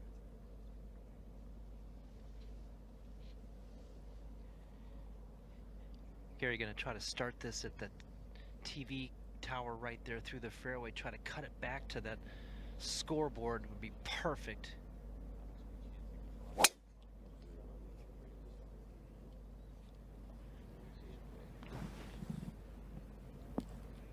And Rory? Yeah, he just See ya. blew by you. Rory never heard that before. It's a different game these days. Well, the way that these young guys drive the ball is incredible. Long and straight. On occasion, they can hit it wild like all of us.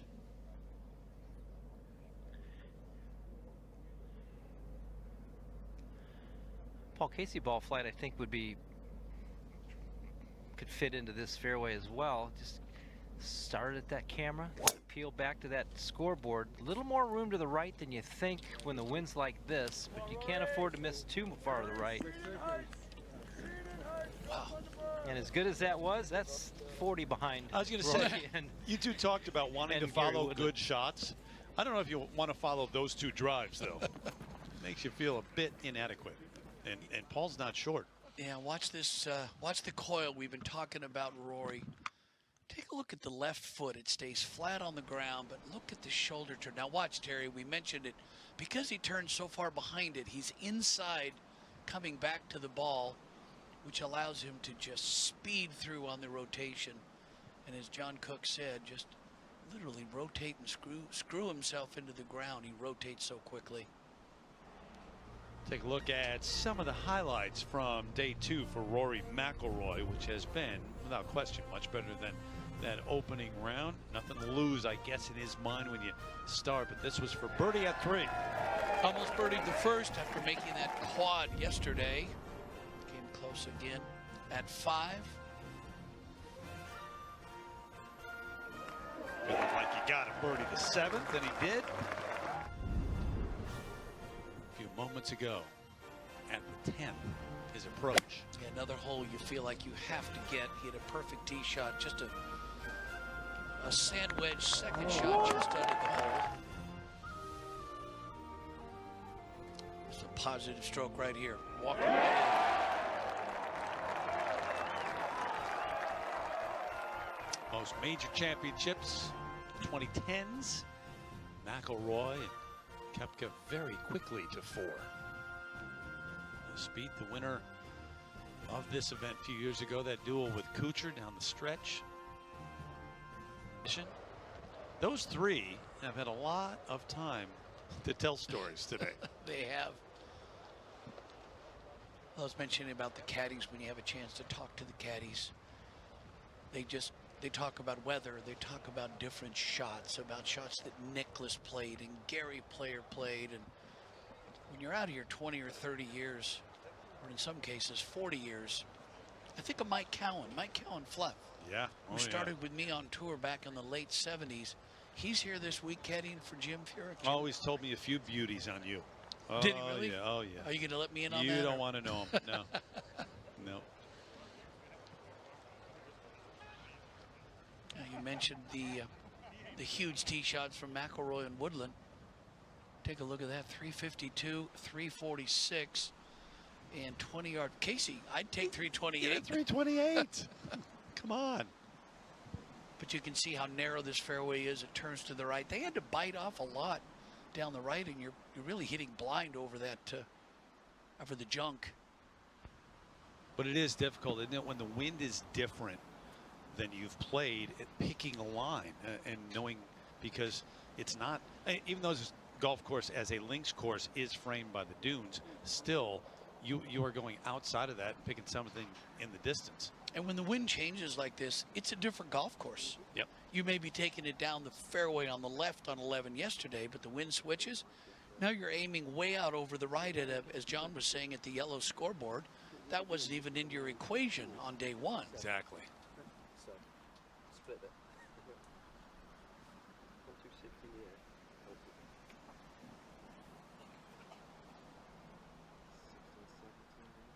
But the other thing coming in, Paul Casey knows, as good a ball striker as he is, he's going to be hitting first from the fairway on every hole.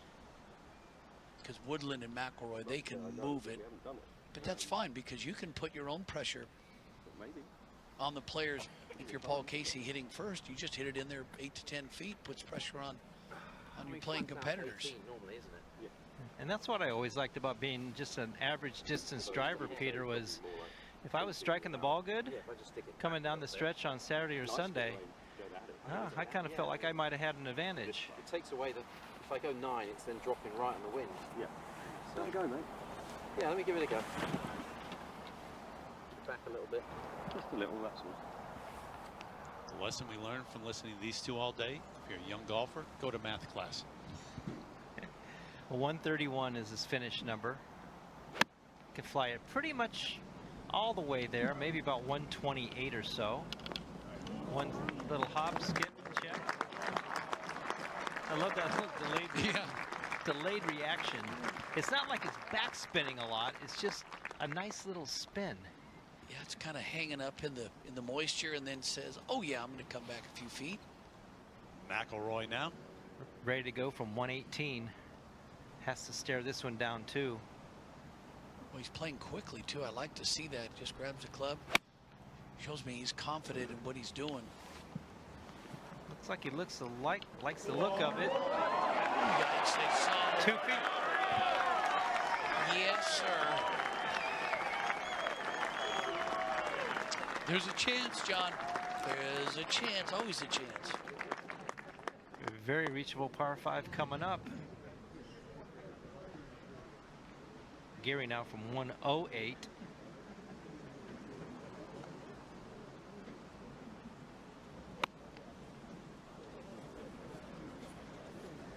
It's also on a nice line. Boy, that one, you can see that one sizzling coming in. When you have that kind of swing speed and you've got those wedges, you've got to be careful of that. Just take a look at McIlroy's tee shot. See that yellow scoreboard? That's where you want that ball to end up. Right over the corner, and he's staring at it because he really can't see the ball land. Just kicking it up over the top of those dunes and hoping for the best.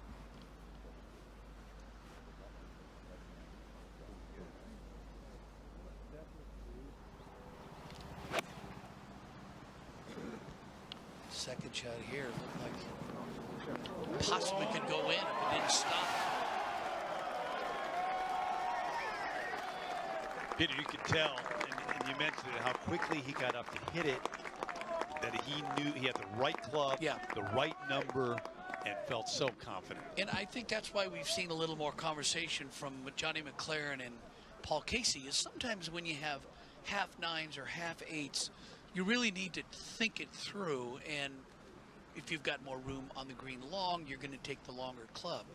And conversely, There are just sometimes when you pull the club and you say, this is a perfect club, you play quickly like we just saw McIlroy. Should get him to 4 over.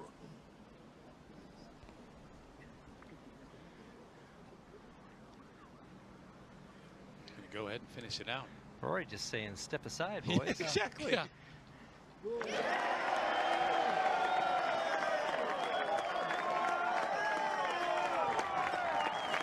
At 73 players at +1 or better now. Still alive. What kind of story would this be? What a, yeah. If he could come back and make it to the weekend. He had a double, a triple, and a quadruple bogey yesterday. Well, he started with an 8, finished with a 7. That tends to run your score up quickly.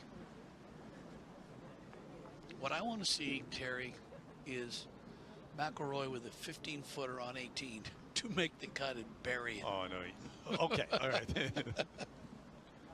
And Gary Woodland, Paul Casey saying, yeah, I'm happy for you, Rory, but I'm doing my own thing here. I got work to do. Believe it or not, Gary Woodland's ball was actually inside of Rory's for a second. Now 15 feet straight back up the hill.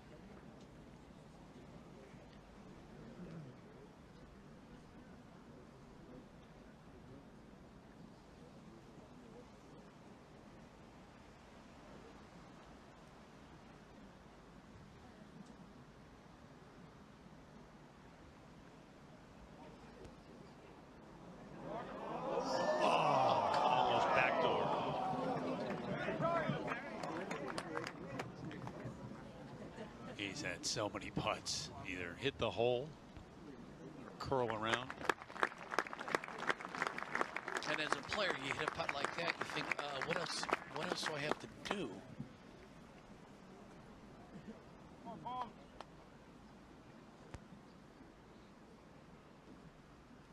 Casey to get it to even par.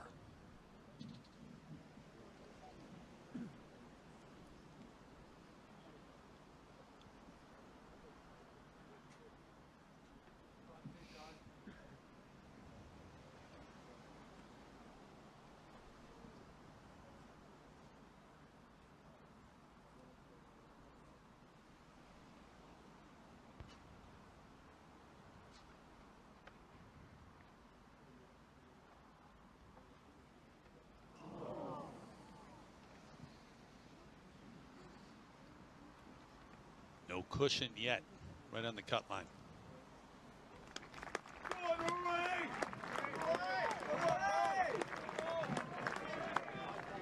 Can you tell who they're cheering for? They love him. Local boy.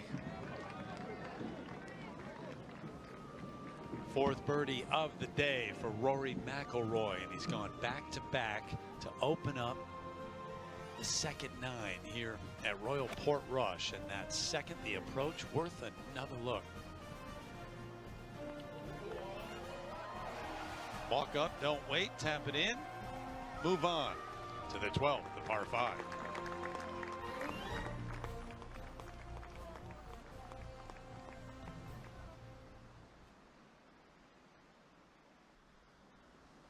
Here at 10 makes birdie, and he mentioned that in his press conference after his round yesterday, after that awful round that he shot. He said, look, I've got a chance. If I can drive it in the fairway and hit some good iron shots, make some putts, I have a chance to go very low. And he is on pace right there at 11, just tapping it in for another birdie. So Rory making a nice run, 4 under through the day, for the day so far through 11. We were talking in the break, you walked up and that tap, but you asked the other players if you can go ahead and tap it in? Correct. Yeah, you're not going to assume that everybody is just going to allow you. You don't want to play out of turn, but you just need to check with your playing participants. Can I finish that out? Yeah, how about that drive? 373. He's got 155 in. Yeah. I mean, John, All right, we'll get back to Rory's drive in a moment, but Yeah, I have some comments about that one. yeah, exactly. How about Gary Woodland first? Gary, I mean, it's an okay lie. The grass is actually growing towards the green. The only problem is the high little fescue, little blades of grass. He's so strong that it's possible he can get it up to the green. Taking that chance, though, you never know about that. The wispy blades of grass just wrapping around that hosel and turning it over. Is that what's going through your mind as you walk over here and take the practice swing, whether I can get it through without it twisting? It would certainly be for me and probably for Peter, but Gary is so strong that he might think that he can do this and do it with some confidence. Yeah, this is the challenge, John. As you know, you need to keep your speed up through the hit, but that also exposes the shaft to a quick turn. So what I've always tried to do is I've tried to speed through the ball, but almost hold the blade open, so I resist it turning to the left. Definitely, you got to hold that face open as long as you can. He only has 176 to the front. He doesn't have to fly it that far either, because this has got some run on it.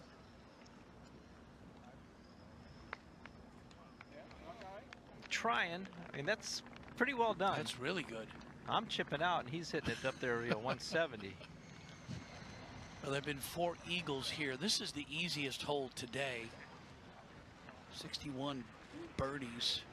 Everybody having their way with it here, so scoring average at 4.5.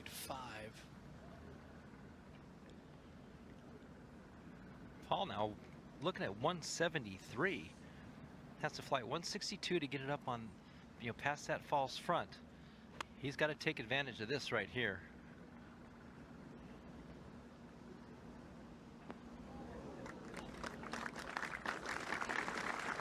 Little long left. It will be an eagle putt, though. Let's see how quickly Rory plays. He's obviously starting to feel it. No doubt about it. 144 gets up on top. 155, like you mentioned. 373, that's a drive and a good throw for me, easily.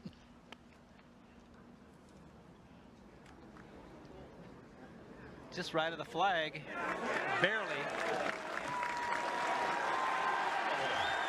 I was hoping we were going to see that pull the string.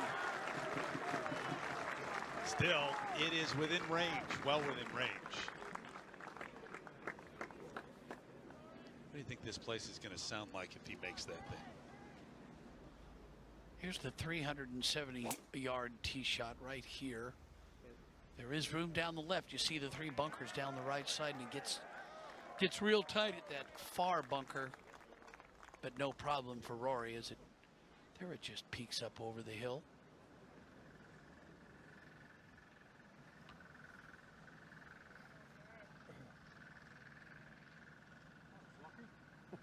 And there is that intangible, Terry. You know it from your years of playing hoops. Is there are just some players that can go for 40 or 50 a night.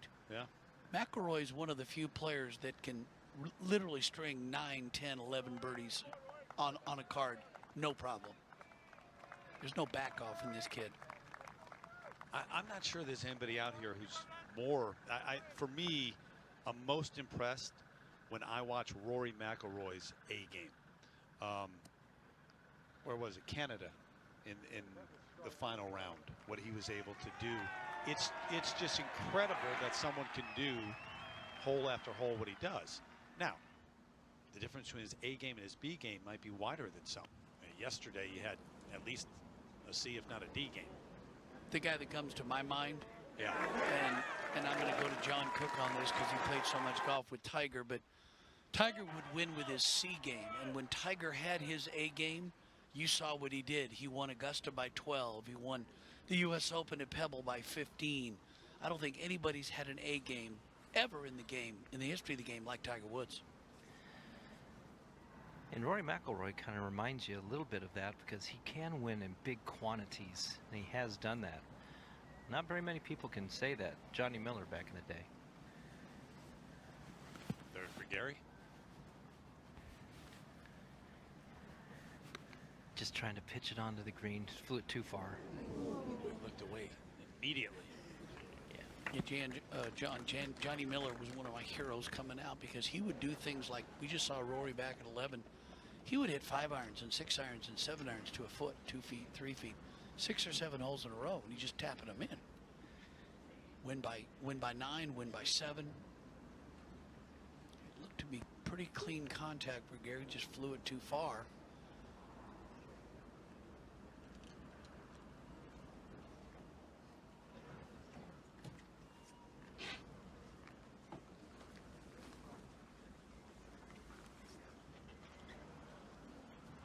This is where having that early, late tee time starts to wear on you. Yeah. That's why I like that late early, because you can play your 36 holes in a shorter time period. The back nine on Friday, the fatigue can set in. You know the number you have to shoot right now, which is still at +1. There's 71 players at +1. You want to get to the weekend. You've got a great opportunity for birdie right here, but you know you've got some tough ones coming in. You can only sleep so long. That's right. That's true. I mean, they got a long day. Remember that last tee time was at 4:16. That last game. All right, eagle putt now for Casey.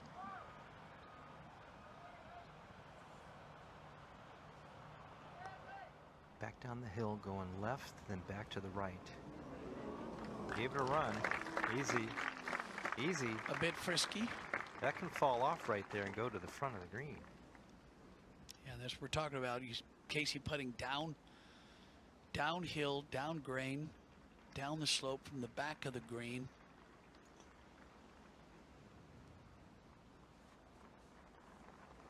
As I said, 4 eagles so far today and a lot of birdies, 61 birdies.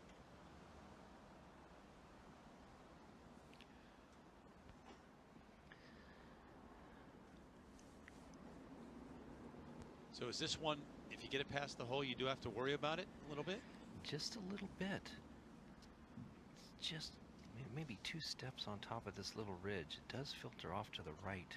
And if it has any speed going to the right, it could get down to that front left part of the green. Yeah, there it is.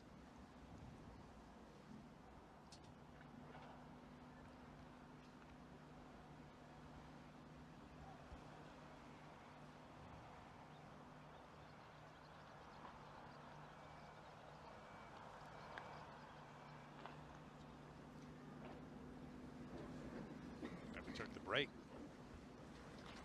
Just kind of hung there.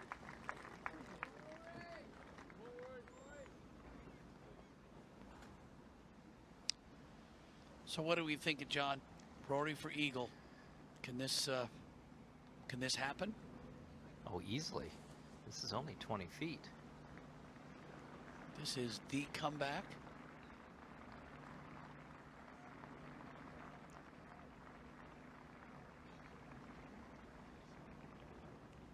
Has a little left in it early, then back down to the right.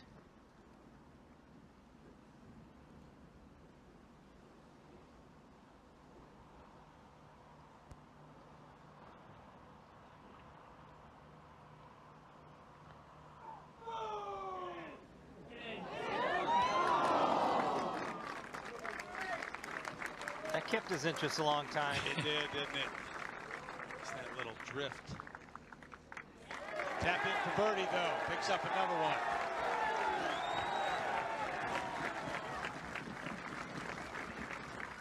Ten, 11, 12, 3 in a row. He's got it to 3 over par.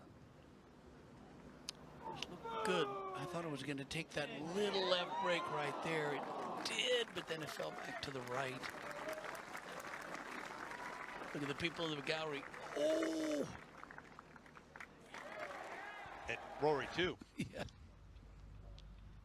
Casey with a birdie putt coming back up. This is all of 5 feet right here. Yeah, He's still right on the cut line. 71 players at +1. It's a very makeable putt there at 11.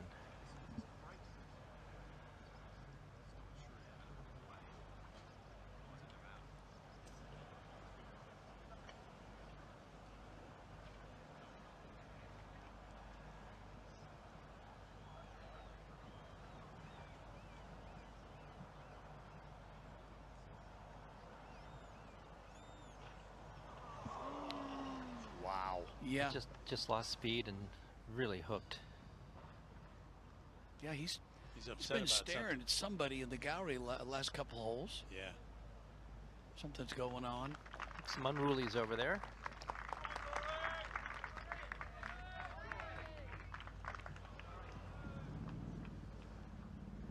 He's not backing down on that.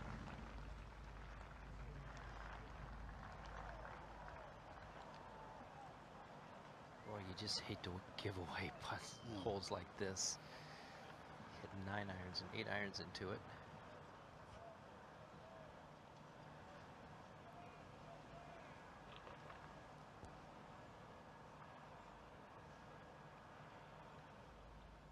Okay. Settles.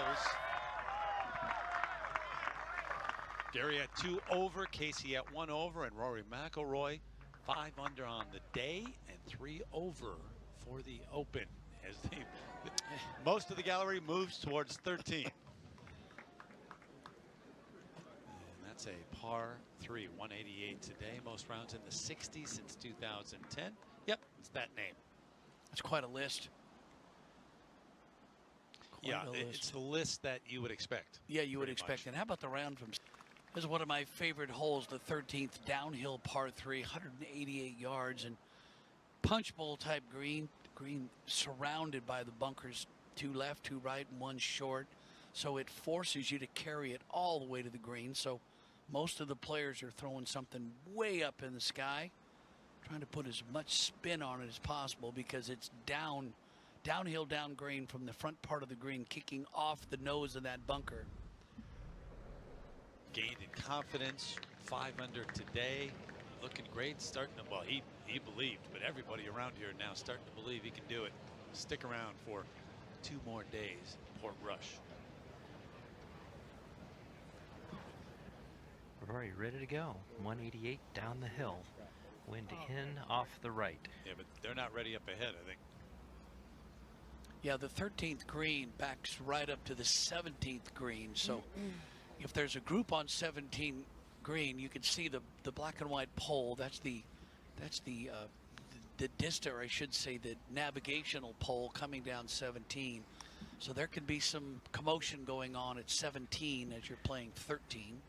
Yeah, I don't see anything back there. There's no, that group is on the fairway up there, so. They called them off the address at least. Not sure why, unless somebody was moving and just needed them to hold still, but back into the wind, downhill.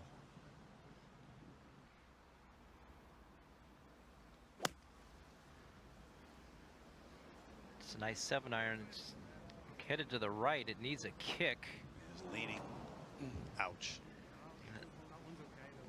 Didn't need that right there. Well, it's all going to depend on where that ball is in the bunker. If it gets to the bottom, the flat bottom, he should have a chance to get that up and down. But this is what happens when you pull the handle through the ball a little too aggressively. Looked to be a pretty good release. Say, if there's a difference there, it's minute. Yeah, I didn't see it. He just had it cutting a little bit too much.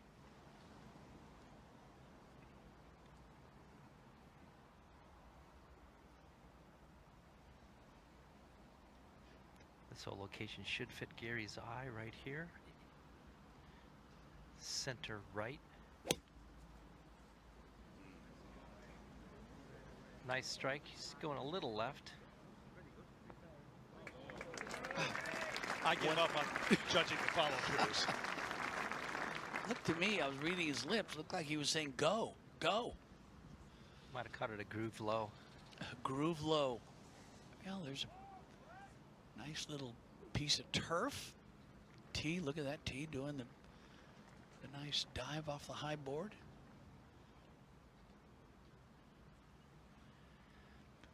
Paul Casey going to the left side of the tee to get maybe even a little bit better angle. It's a pretty good looking shot as well. Yep, good shot. Rory trying to take a peek and see exactly where his ball ended up. He's got work to do here at 13, the par 3. Getting closer to that cut line, though. 3 over at the moment.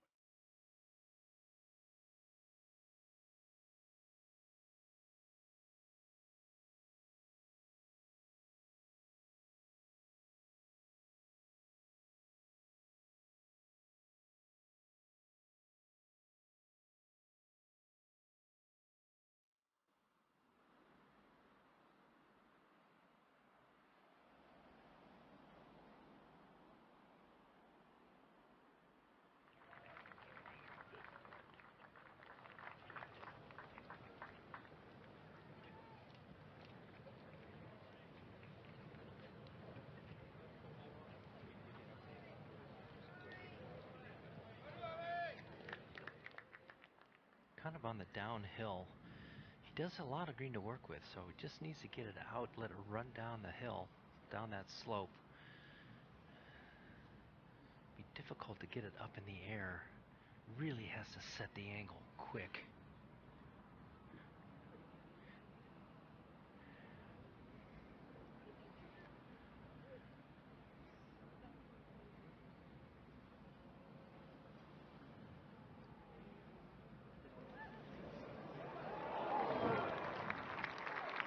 Really not much he could have done there.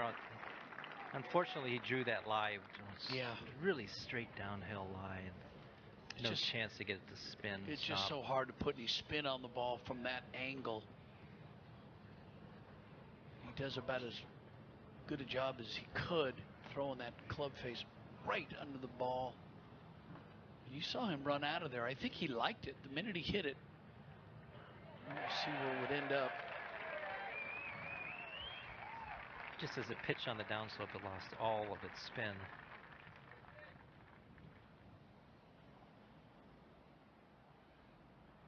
Casey 1 birdie, 1 bogey today. Gary Woodland 1 under with 1 birdie on the card. The rest pars. He's got a good look at birdie here, though.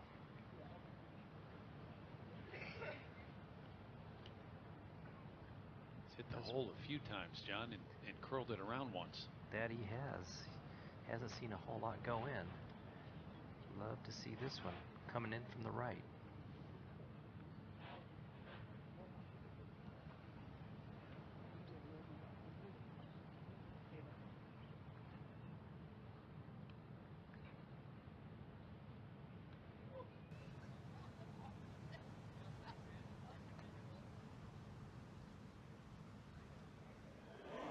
That one went. There we go. There we go.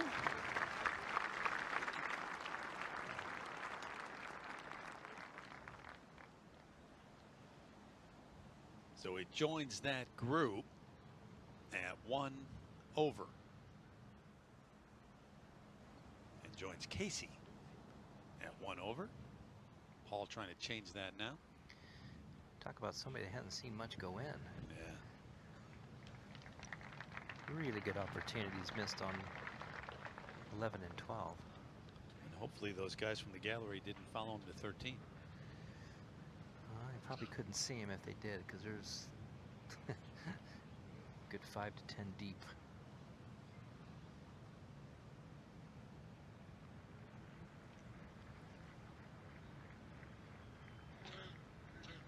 Back down the hill, moving left.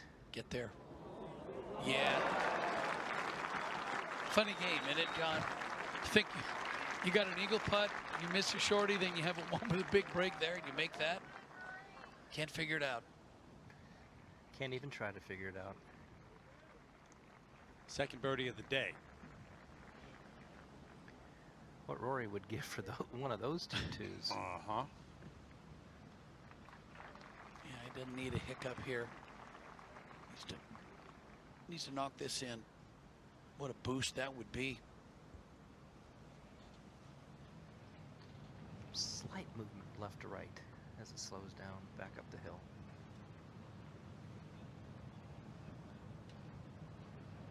No. Well, tee shot did him in there.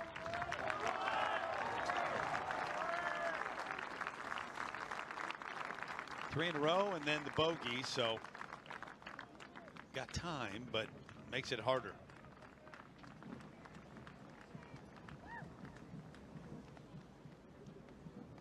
At 14. That is the hardest hole in the golf course. Yes, it is. The third hardest. So he's got a chance, but he's got to play some Rory Mcilroy golf, give himself some chances. 3 of the 5 hardest holes on the golf course. And here is the 14th, uphill 475 yards, and you've got to really thread the needle off the tee between the fairway bunkers left and right, and then this green. It's an exacting second shot here. Take a look at that bunker. That bunker is deep if you miss it left. We saw Tiger in there yesterday, and it's just a narrow little thing. Again, more position than power here at Royal Portrush. Certainly here at the 14th. Look at the stroke average, 4.57 here on this par 4. He's still kicking himself for that.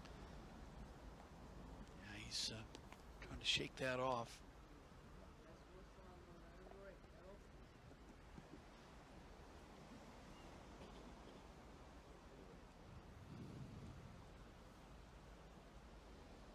Group ahead, Molinari, Adam Scott, and Bryson DeChambeau.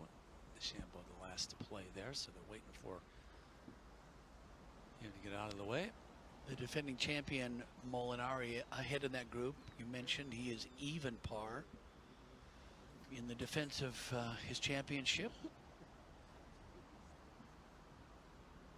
John's made him laugh a few times. Yeah. John McLaren is one of the characters of the game. We're talking earlier. Caddied a lot for Duffy Waldorf. Jumped on with Paul Casey. Oh, I think what, 9 years ago, and they have a great relationship. They're always joking and laughing, and you need that in this pressure-packed situations.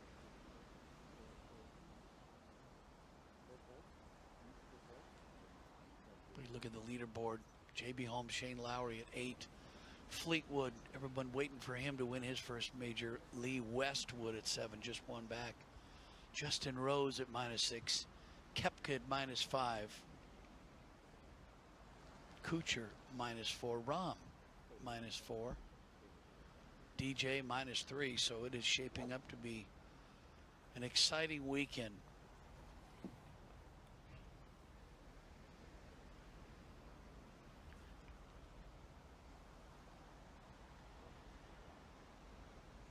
Playing straight back into the wind, guys.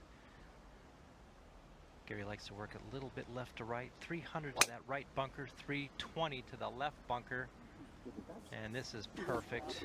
I want you to pay attention now.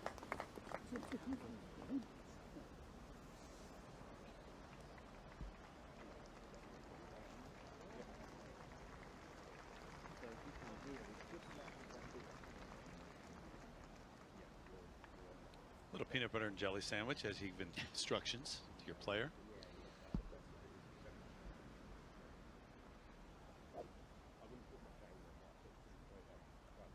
It's like watching a tennis match. All the heads turn in unison.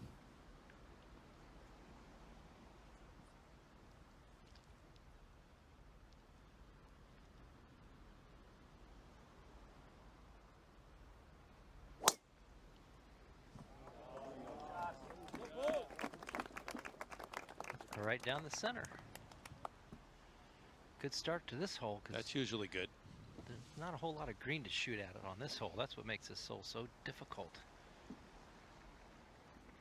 Yeah, you put it in the fairway, John, you're playing offense. You put it in the rough or in the heavy stuff, you're playing survival. You're playing defense. At least you have a chance from the fairway on this hole. That drive went by me pretty quickly. Went by that golf ball pretty quickly. And it's just waving. Center of for McIlroy. Never get tired of looking at Rory McIlroy's golf swing. Look how still his head is. It's just stuck on that number 4.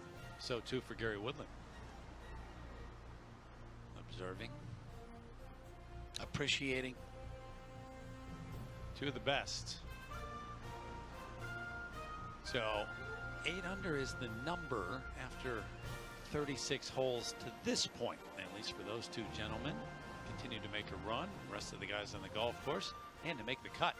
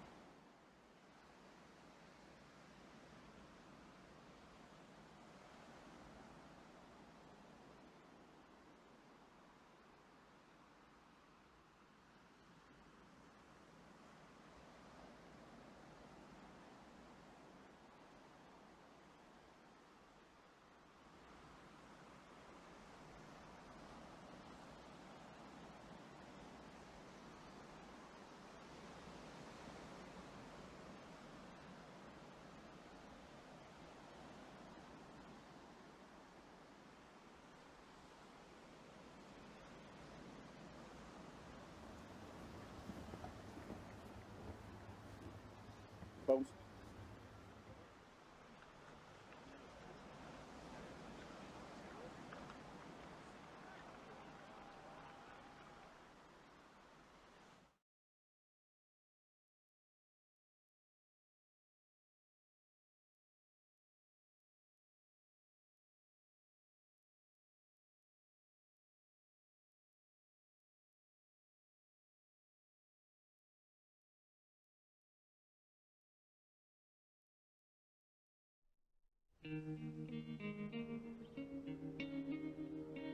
It may be called the dark hedges, but in the early morning light there is a haunting peacefulness on this King's Road, secluded and protected by the canopy of beech trees, when it's just you and the blackbirds who call it home.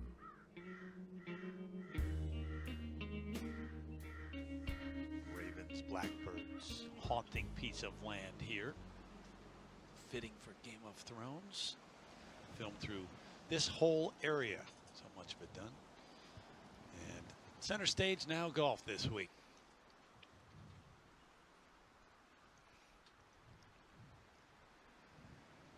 Had those showers to start the afternoon. This group and the weatherproof's on for several holes early, but it hasn't rained for some time now. And the conditions have gotten better, although in the last hour or so, and John Cook can attest to this, the temperature has certainly dropped. Ernie Els, look at that, 2 under. Good for Ernie.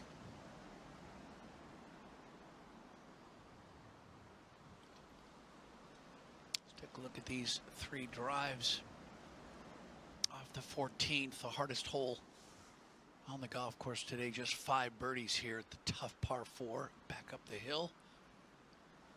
Woodland 305.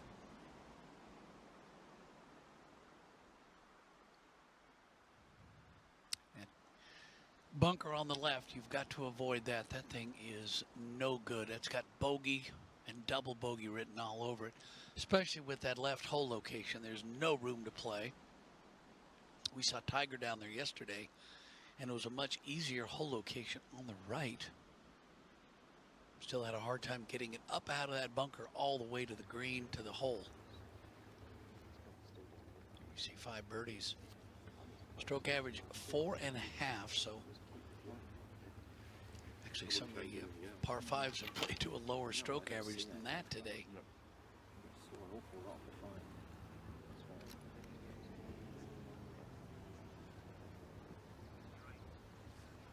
McIlroy's in a little different situation. He's 4 over after the bogey at 13. But if you're Gary Woodland, you're Paul Casey, we just saw those number of double bogeys up here. You've got to avoid something like that to take you out of it. Get you outside the cut line.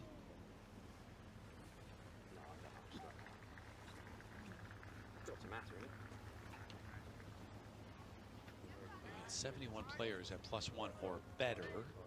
Most 70 in ties make it to the weekend.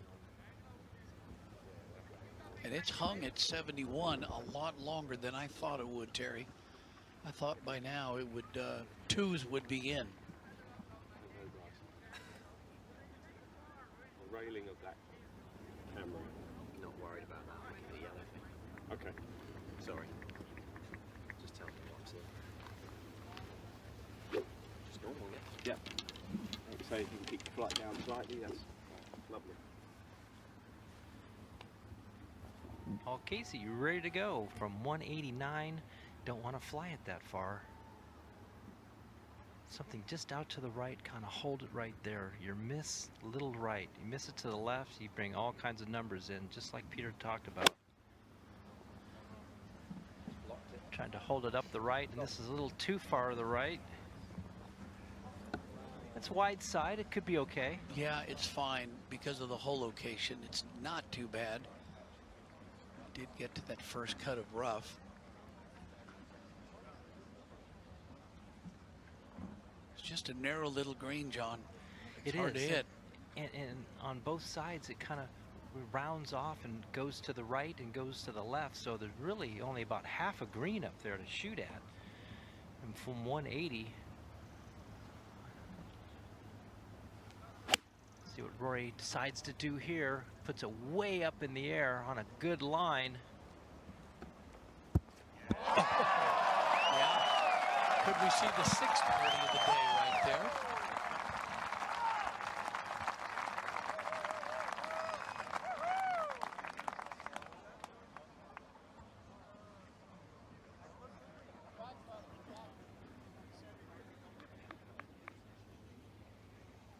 Gary Woodland now with the ball just above his feet from 173. He's really going to have to hold this one off. He likes to cut the ball, so he should be able to do that. This one also way up in the air. Struggling though. Big time. Yeah, that's well going to come 15 yards off the green. Wow. Miss club. Miss hit. Actually got lucky it didn't come back that far. It stayed where he can get that ball up and down. But it's late in the day. Late in the day on Fridays in any tournament, especially an Open Championship, it's a struggle. McIlroy, quick stride up there, looking for another birdie to get it to 3 over.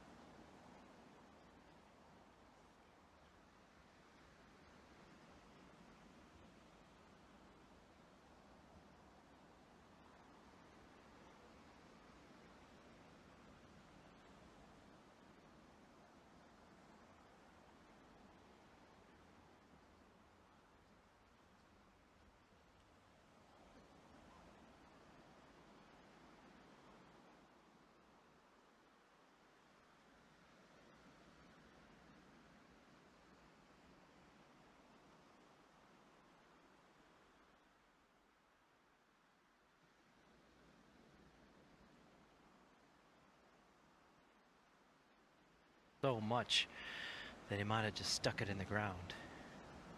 It doesn't look to me, John, like he can really bump and run this thing. He's got to take this up in the air. He doesn't have much to work with here. You see the 3, lads? Certainly have to fly it further than you're a little more comfortable with. It will go in pretty low, but he's going to carry it way up there. There is some slope that will help it go right to left.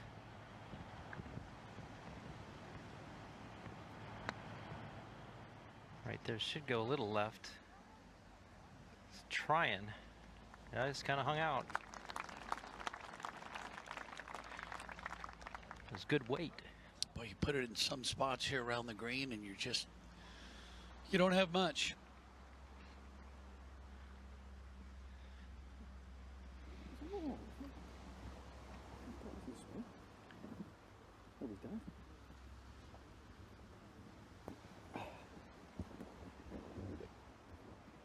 Where are you trying to land this one now, John? I'm going to say 2 or 3 feet on the green. Let it run out. If he misses it a little left, it'll go off the left. So he's got to keep it out to the right. Good lie. Won't be able to put any spin on it at all. Very good. That sounds good.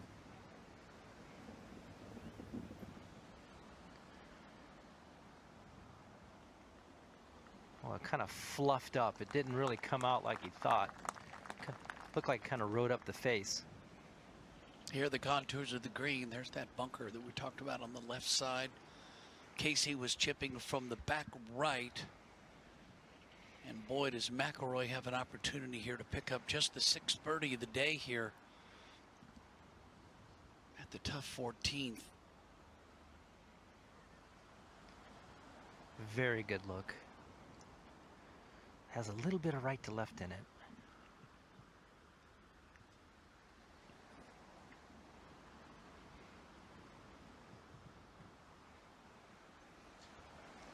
John Cutt is still sitting at 71 players at +1. It's been there for a long time, hasn't it? It has, longer than I would have thought.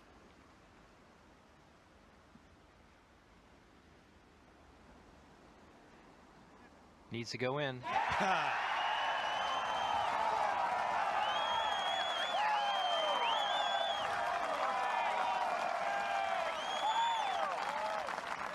What a bounce back, especially at this hole.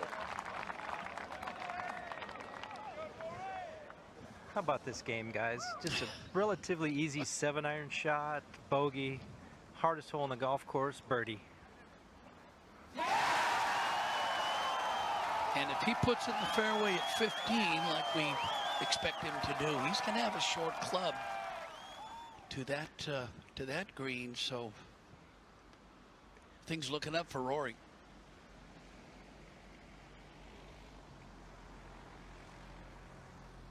Gary Woodland back down the hill, moving left. That's disappointing from a near perfect drive. Yep, really is.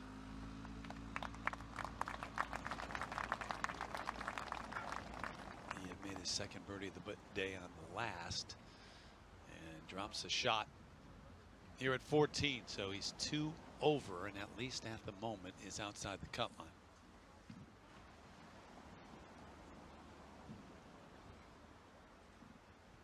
Casey trying to avoid a bogey.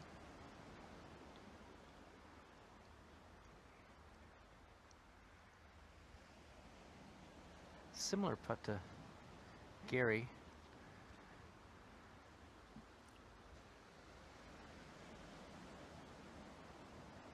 I think it's too cold for mosquitoes to be flying today.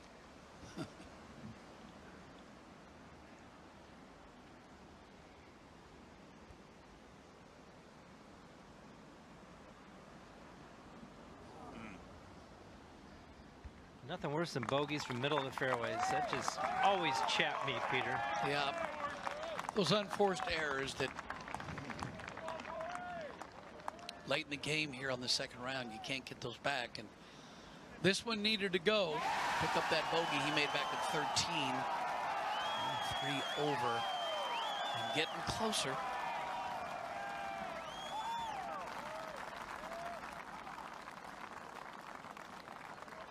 So there's your collective look at the group score. 3 over, 2 over, and 1 over par as they head to the 15th. Peter?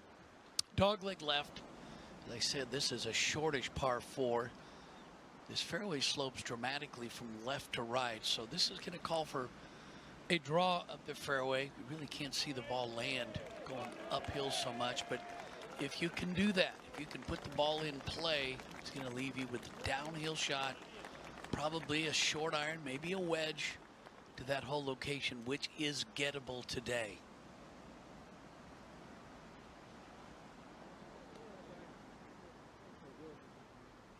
So they just came off the toughest hole on the golf course, numbers-wise today at least. This one, the different side of it, 13th toughest hole. So it is a hole, as you just said, you can go after a little bit. And Rory talked yesterday after his disastrous first round that he lost his concentration a few times during the day, missed a couple of putts, hit some bad shots, and that happens. That's a real thing. They've been out here, we're going on what, 4.5 hours, and that does happen, and that's where you need a good caddy, someone that can maybe get you in and out of your concentration. That's where Johnny McLaren comes in telling some stories. They laugh a little bit, and then they jump right back into the focus. Yeah, it's basically just on 4 hours right now. Going back uphill, like you said, Peter. Wind down out of the right. He loves Drives it. up the left. He doesn't even watch. That is A1. Sets up a birdie opportunity, no doubt. And that's long, too. If you can get it to that break of that hill and it starts catching that slope, he's got nothing left.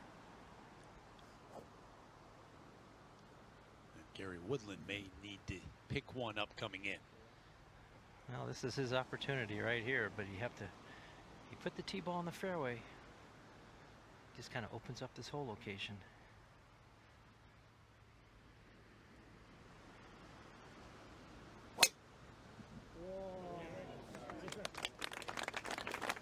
Looking a little right. Easy. Got by the bunker, settled in the rough. Only good thing is it's got a good angle.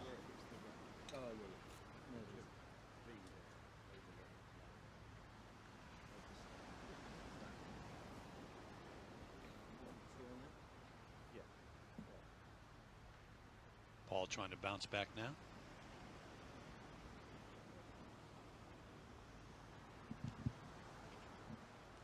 Wind actually has turned a little bit. Now it's back in out of the right.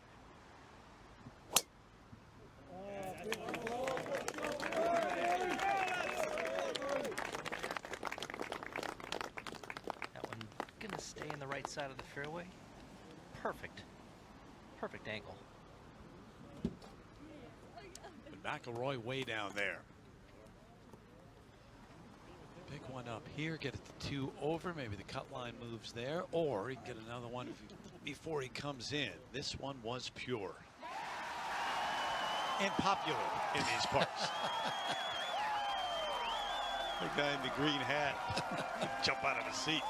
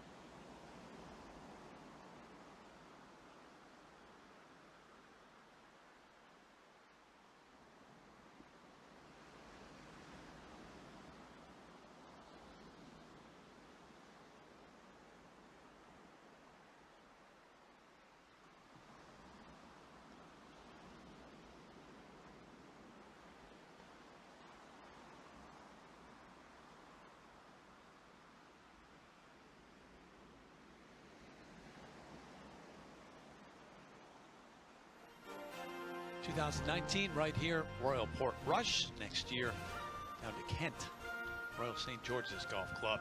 Been there before. that is kind of like the moon with the mountains. And you look out, what a landscape that is. And to the old course, St. Andrews in 2021 for the 150th edition before going to Hoylake the next year. The one thing about the Open Rhoda, they figured this out. Every course we play, every course that's played is fantastic. It's just an incredible layout unto itself. No question. Tee shots here at 15.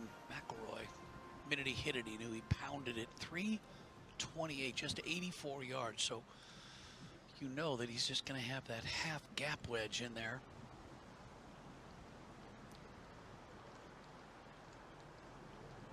Question on Woodland, is the lie over here?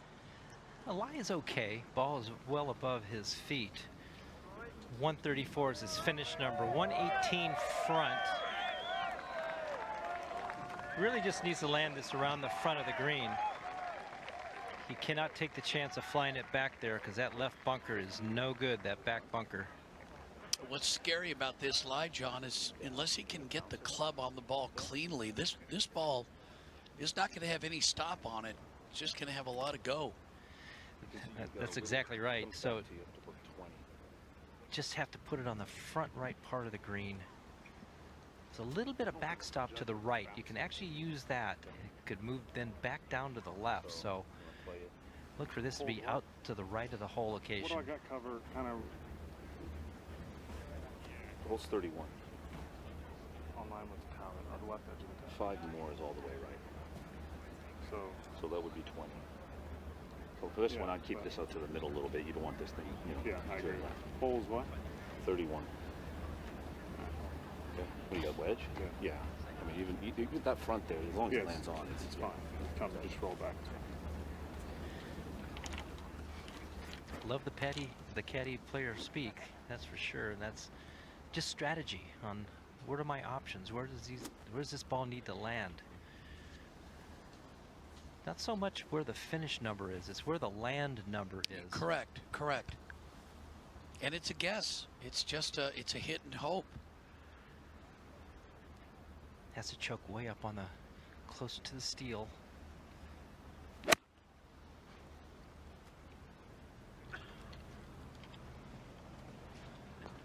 Yeah, off that lie, that was pretty predictable.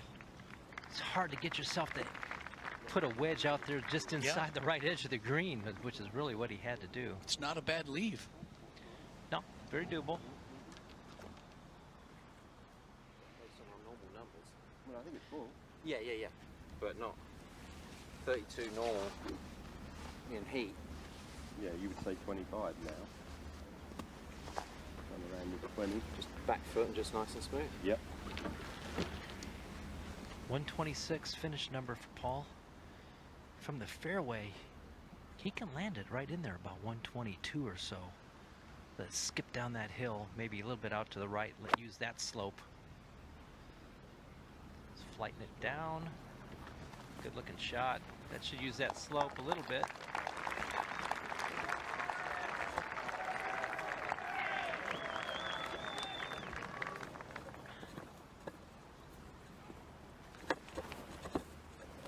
Those people are going to jump off that spectator stand if he hits this close, which I expect him to do. 84 yards. If he flies at 80, it catches that little downslope. It can get really close. Got to go in there nice and low. Oh, he's pulled it. He's got to get down. Got to get down. What a mistake. What a time for that to happen.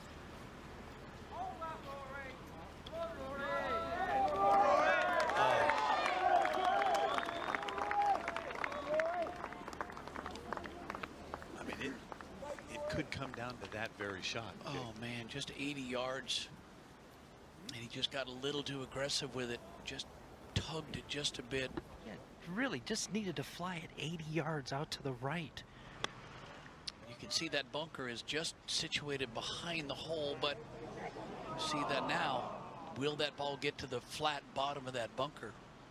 If it does, he's got a chance to get it up and down. There's not much room to play with.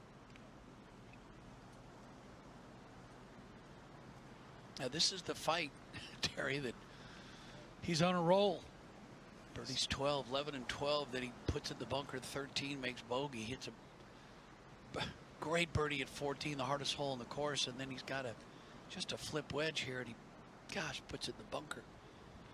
Good news is it's on the upslope. That's the best news possible.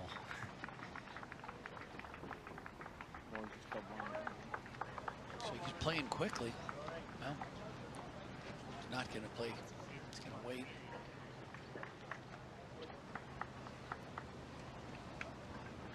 Well, that cut is jumping back and forth. 71 players at 1, 72, 73, back to 72. The number of players keeps jumping back and forth, but not players. the actual cut. Not the cut, excuse me, yeah.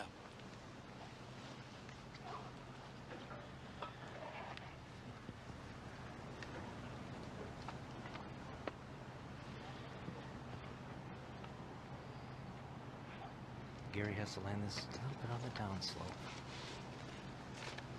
He's to check, release, straightened out on him. I think he might have thought it was going to kick more to the right.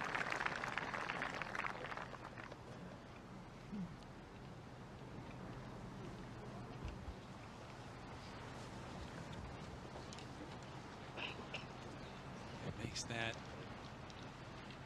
He will stay at 2 over if he does. One outside the line. McIlroy now. As I said, good news is it's on the upslope. It's a short shot, but you still have to keep your speed up. Just dump it out of the bunker, let it release. Well done. Almost dunked it. Flirted with making it. Yeah, that's one of the hardest shots, I think. You got to make a big swing to hit a short shot. It's hard to compute that. That's when my brain starts buffering. Wonderful, wonderful play. How many times a day does that happen? A lot. Your brain The older I get. Yeah. Okay. My mouth never buffers, but my brain does. Just thinking about the turnaround from yesterday, and here's a man who shot 61 when he was 16 years old. Know all about that here at Royal Portrush. Yesterday, that 61st stroke, it came on the 14th hole, the second shot. Wow. And today has absolutely turned it around, but now coming down the stretch, it is about pulling off the shots, making the putts when you need to the most. Casey for birdie. Pretty good look right here. Should move slightly right to left.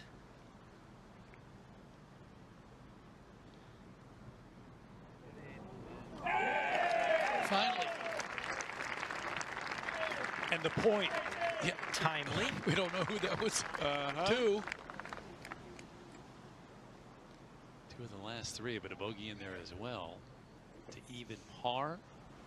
Little cushion for Paul. Graham McDowell, by the way, just finished up second round 70 for McDowell and right on the number +1. Remember what he needed just to get into this Open at home at Portrush. That 30-footer, 30 plus, on the last in Canada. That was an incredible putt. I saw that on Golf Channel, and I thought, good for you, Graham. Can you imagine Graham McDowell sitting at home watching the Open? It's going to be too bad because Darren Clarke at +3 looks to be out for the weekend. But what a celebration. Had a chance to hit the opening tee shot here at Royal Portrush on Thursday. Okay. From that angle, it was a little longer than I thought. I thought it was a gimme at first and just outside that range, but no problem for Woodland.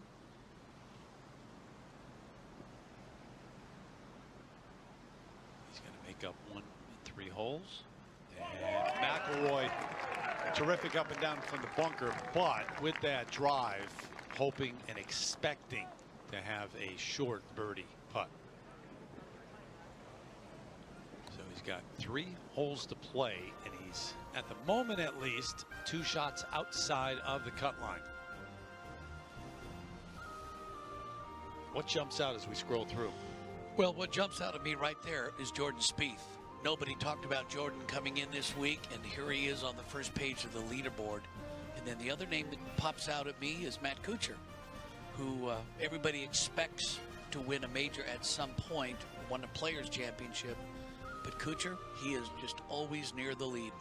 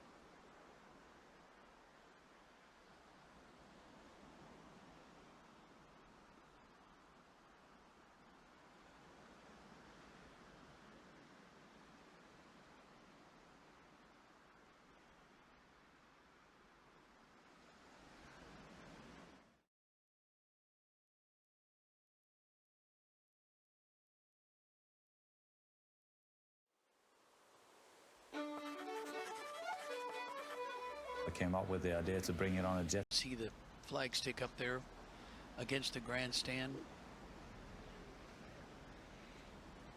It's also getting a little dark out here, guys. It's kind of tough to pick up the flag stick. That steep, jagged grass bank, I mean, it's staring you right in the face, too. It is right there. 4-iron for Paul Casey. Just need to fly it up there about 215. It'll get all the way back to the hole location. It's not a pretty aggressive line. Well, that was a pure strike. Right to the hole? Are you kidding me? Yeah. Wow, Yeah. that is terrific. Yeah, there's some holes you just don't even want to take on. I gotta think maybe he pushed that a little bit, but it was so pure, just hung its line perfectly. 5-iron for Rory right here. Just looking at that 215 range back up the hill. Little bit of a helping breeze. Boy, he likes it. This is on a nice line.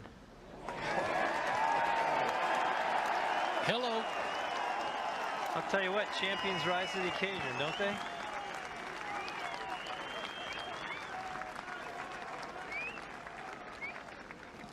Well, he's not afraid to go low. We know that. He can post some low numbers.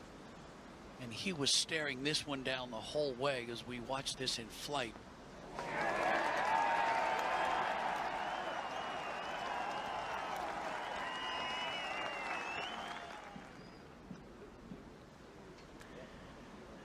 Five-iron for Gary. Looking right up the middle of the green. Let that shot shape that he likes so much take it left to right. This one headed a little left, trying to work back. And it did. Thought we said this was a hard hole. Well, when the wind turns around, John, and it's downwind, it's easier. They're not hitting 8 and 9 irons in there. They're hitting 4s and 5s. Yeah, come on. I mean, that's pretty impressive, those 3 shots. And every shot so critical for this man at the moment. A chance, it'd be 2 over with a birdie. And the cut line still hanging at 1.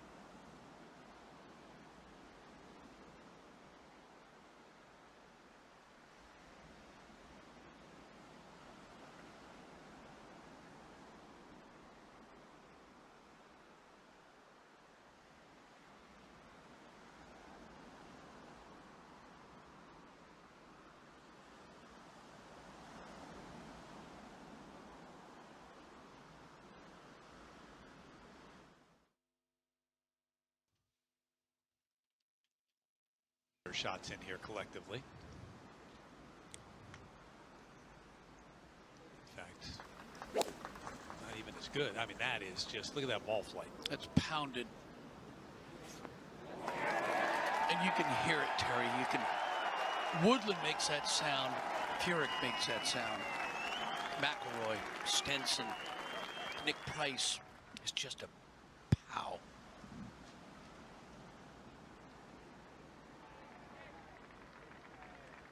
Speaking of Furyk, he just birdied 3 holes in a row. He was +3, missing the cut. He's now back to even, which has pushed that cut back to 7 players. I keep saying the cut. Players now, 73 players at +1. Yeah, I'm trying to look at how many players are still out there that could affect that cut line, and there are several, but it's looking more and more like it's going to hang at 1. Yeah, surprising.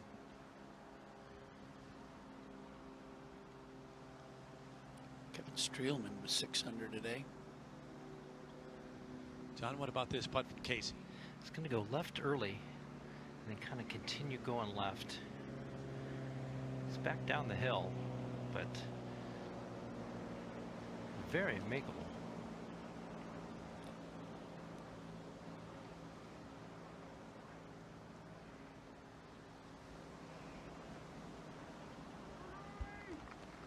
More than he thought. Yeah, had a ton of break.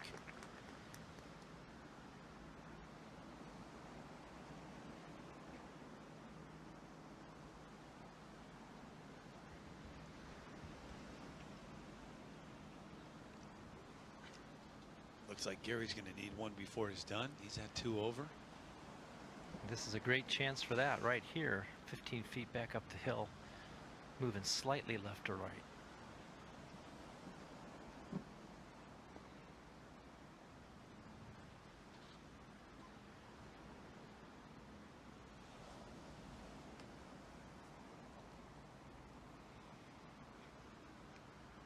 Penny, for your thoughts?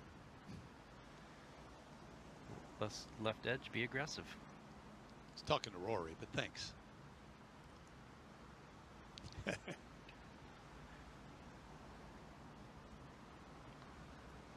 Rory would like to see it go in, get a good picture.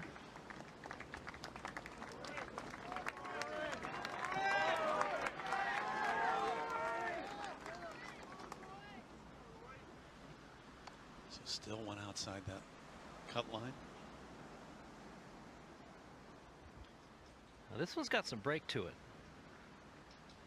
This has got a solid 6 or 8 inches outside the left. There's a little spot between, halfway between he and the hole. If he hits that spot, it'll just filter right back down to the hole.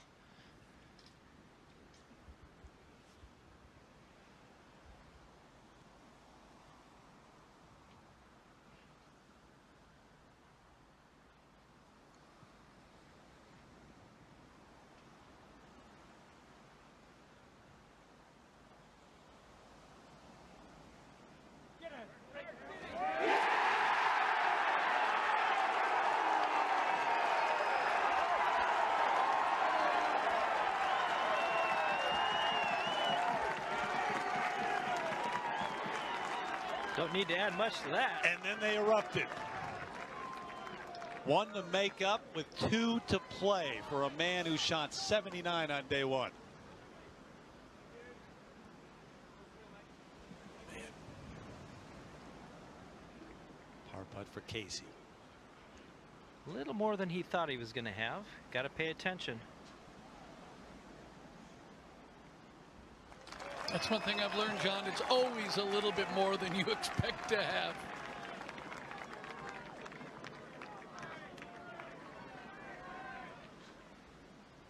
You were right, John. Look at that outside the cup. About 4 or 5 inches.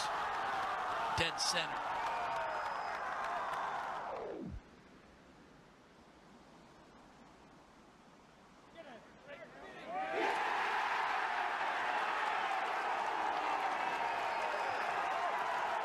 And Peter, this is a fight to come back that either way should be remembered, but certainly will if he makes it. He'll put this in the memory bank no matter what happens, that I fought back at the Open after an opening quadruple bogey, a triple on the last for a 79.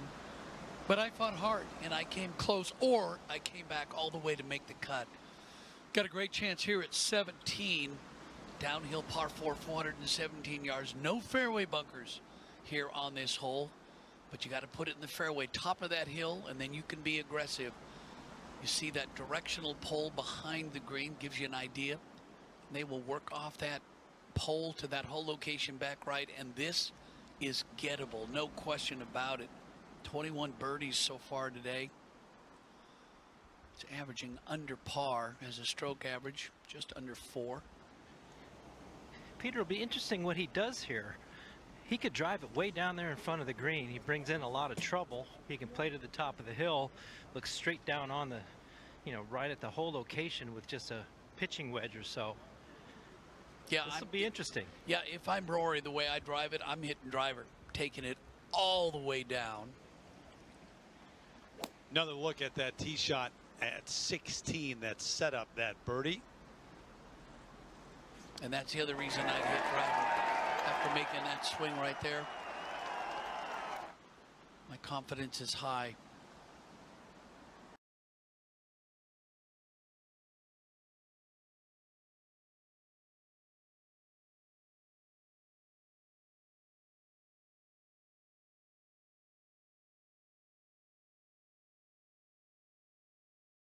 Played wedge shots this year. It's, yeah. I mean, yeah. Everything else is so good. The thing about hitting driver here, he'd be so close to the green, he'd be just a little chip shot. It wouldn't be like a 100-yard wedge shot. It'd no. be just in front of the green. Yeah.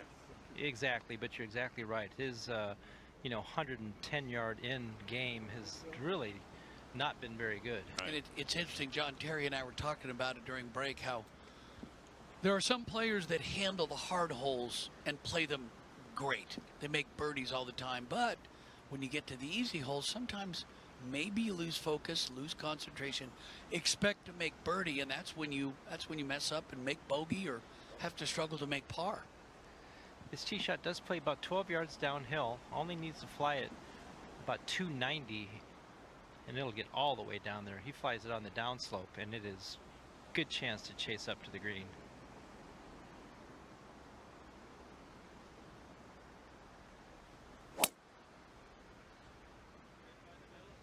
Leaning. Yeah, it's going a little right. Leaking, pointing.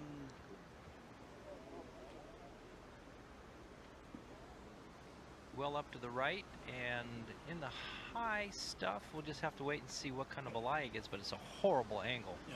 Usually the gallery kind of gives us a sense of where exactly it is. Well, someone's looking down there. Huh.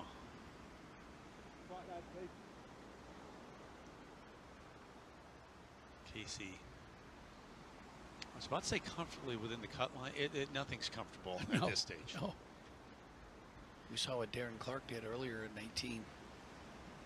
Especially on this tee shot, it's a little sliver. You have to hit it in, going downhill.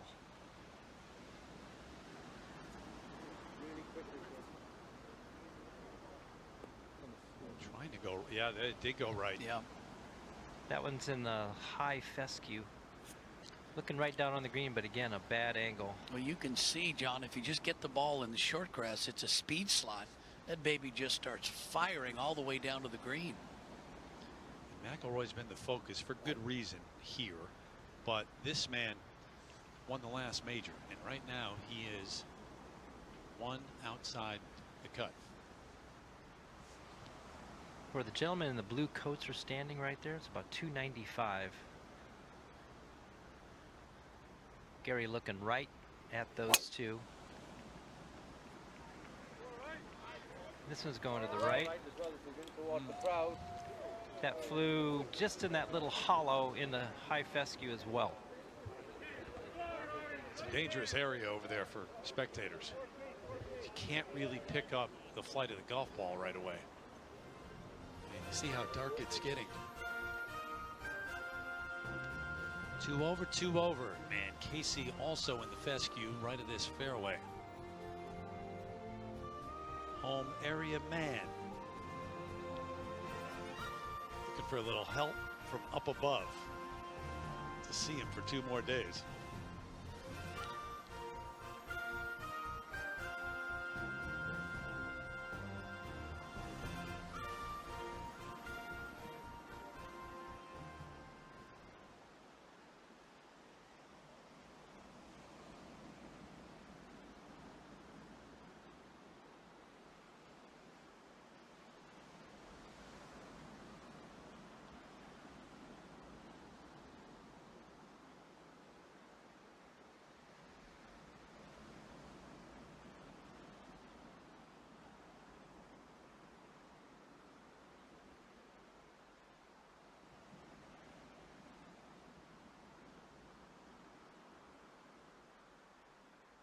To the whole location, he can go a little left and use that slope to slow it down and might even kick it back to the right.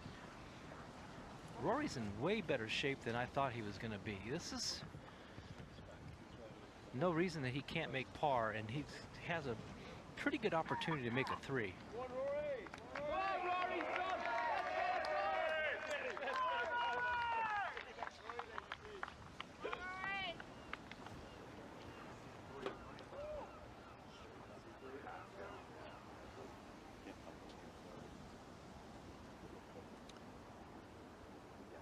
Jake, think about this. Rory Mcilroy shared 150th place after the opening round. And right now he's on the verge of perhaps making the cut. And the way that he flights the ball, John, he's going to have to throw this. There's the whole location. There's the bunker that he's going to have to carry. The way that he hits it, he's got to throw this way up in the air. Woodland, no. Sorry, John, but Woodland getting set now. If he gets this to the front of the green, well, it's downhill, but there's so much grass behind the ball.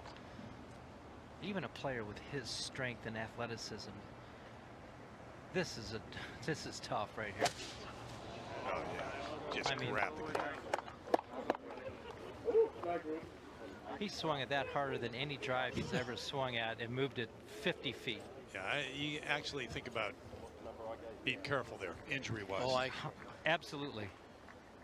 And look at him. Yeah, and we saw that with Tiger yesterday, especially on the 7th hole, going up that hill out of the gorse, out of the thick stuff. Man, it just hurts you. It hurts you to watch it. I think just play it 64, 64, you know? 64 shot. You agree with that, don't you? Yep. Yeah, just spin it a bit, isn't it? Because it was very, you know, I was 7 on the tee. Yeah. Oh yeah, definitely play it that way. Paul now with only 103. Just needs to fly at about 85 yards. He can use that backstop.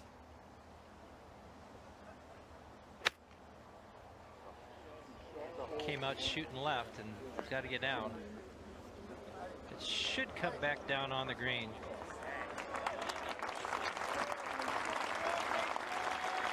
Smart play.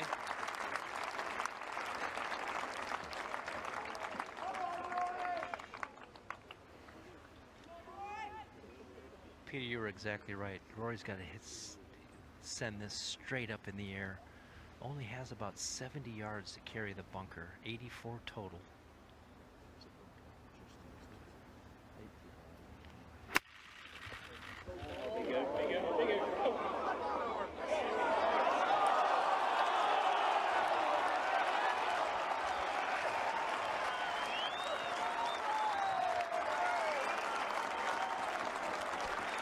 Big shots, big moments, and a big chance.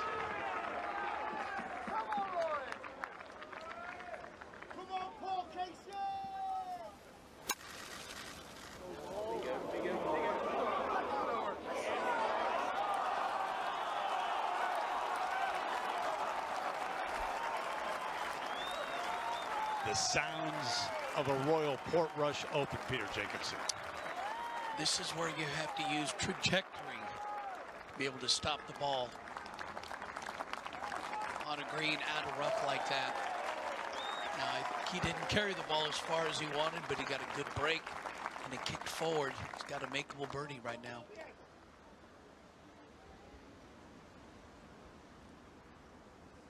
There's the contour we're looking at. The back slope there, back left, where Paul Casey's ball is, and Rory just missed the edge of that bunker and kicked forward.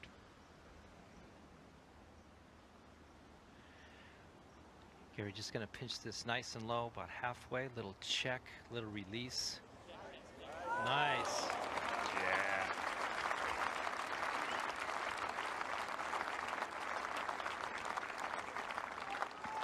Gonna make that though, and then birdie the last.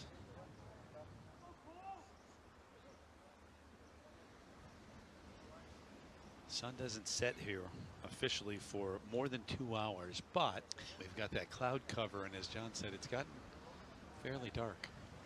That it has. Well, John, I've noticed going to bed at night, it doesn't get dark really until like, what, 10:30, and the sun is up around 4. So it's a short window of sleepy time. Yeah, there's just not a whole lot of darkness this time of year.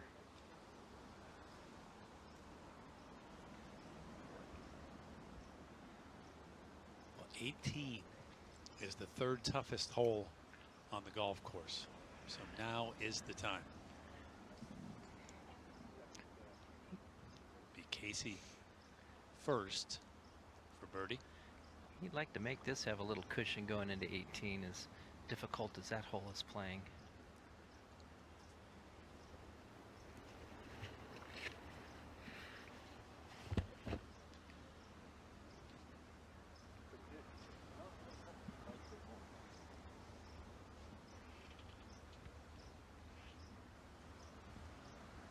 Got to move a little from his left to right for sure.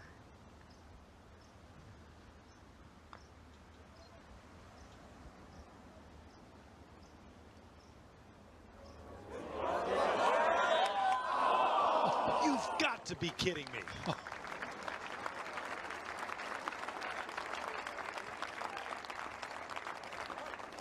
Hit a wall. He hasn't made much today, but he's hit a lot of good putts. Oh, just hit a wall, John. And that's what he's got to take out of it. Almost looked to me, I know we're a long ways away with this angle, but it looked like it rocked back. Just. See how quickly Rory put the ball down? Yeah. He's ready. Yeah, I think he feels it. Not much to this. I try to move a tiny bit to the left.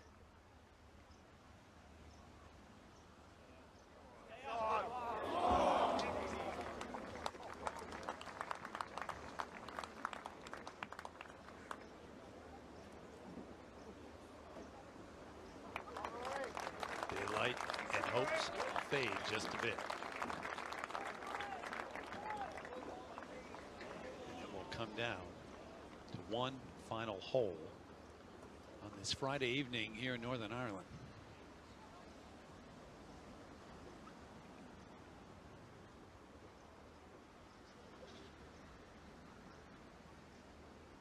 And most likely so too for the man who just won the U.S. Open.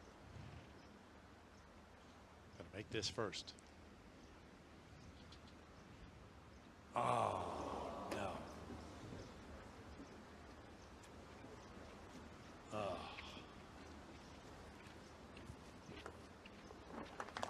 Well, wayward tee shot, impossible lie, and the par miss.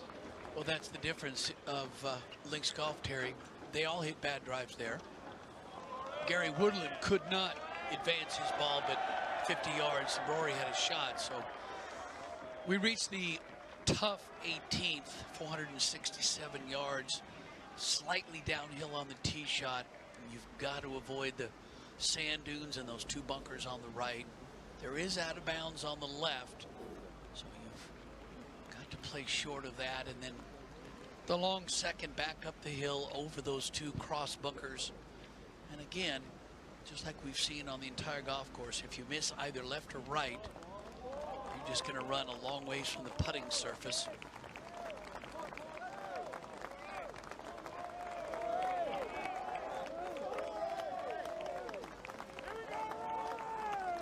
His third toughest hole, but we saw Rory birdie the hardest hole back at 14, so maybe he can do it again here at 18. Heartbreaking hole that last for Woodland. Just handcuffed on the lie.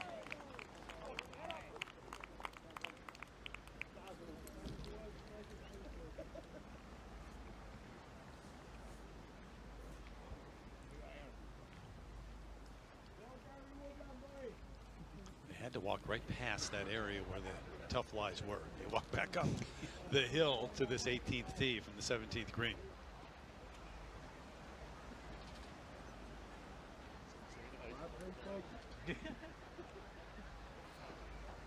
Absolutely have to put it in the fairway, and you'd like it far enough down there left so you have clear vision for that approach past that mound. Iron in hand for McIlroy.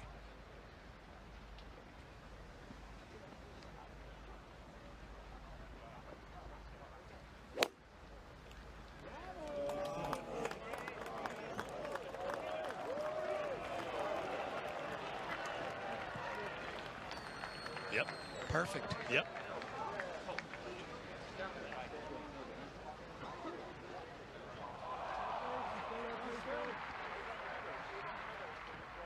Just using that driving iron. Trying to hit a bullet right down the middle of the fairway, which he did.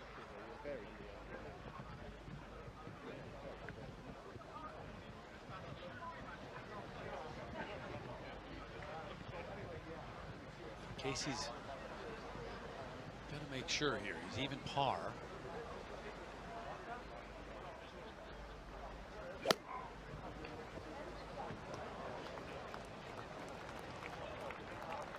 Yeah, this is just position golf here at the 18th.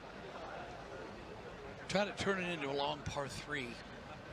Put it in the middle of the fairway. You've got a long iron shot coming in on the second. Make a putt. So 2 for Woodland, 2 shots outside the cut line. Yeah, the one thing Gary's hoping for is somebody somehow is going to slip past that cut line and bring that cut to 2 over, but it doesn't look like it's going to happen.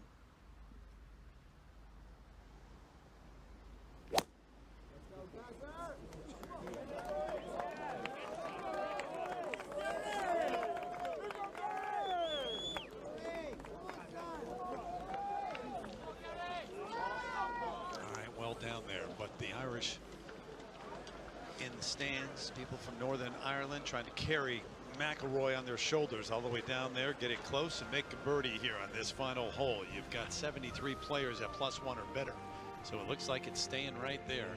He's got to get there too.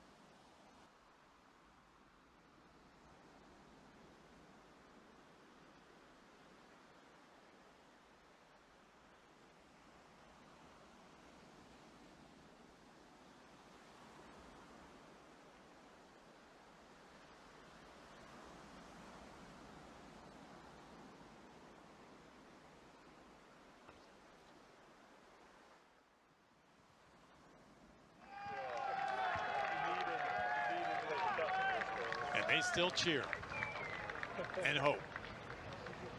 Let's roll up to the seconds here at 18. Have you ever had this much drama for a cut? It's pretty compelling today, isn't it? I'll tell you what, this is crazy. We were just talking about that, John, how we've been glued to this, watching this incredible round of golf.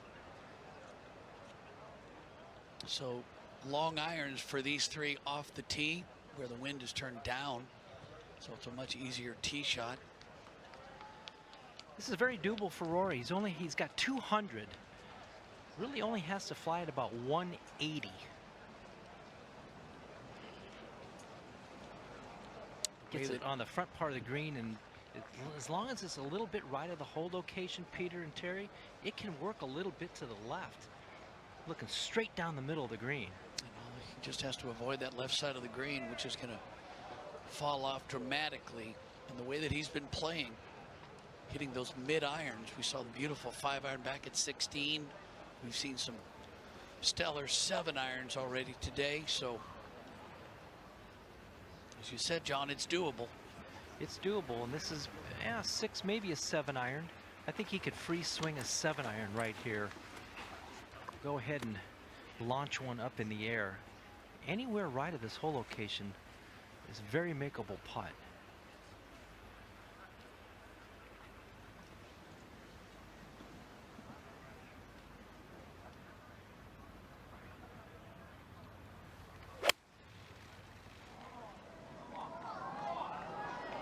It's on an aggressive line, a little bit left.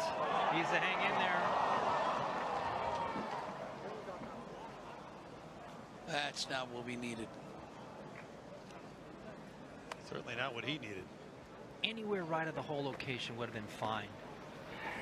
That would have been hole high perfect. You can tell by the look in his eyes he liked it initially. Yeah, he is staring that down, hoping that it holds its line, and it came up just a bit short, hit that bank, and fell down into that collection area. Yeah, just swung across his line a little bit too much, wind coming down and out of the right. Can't argue with that golf swing. Boy, look at that initial direction. Casey now next.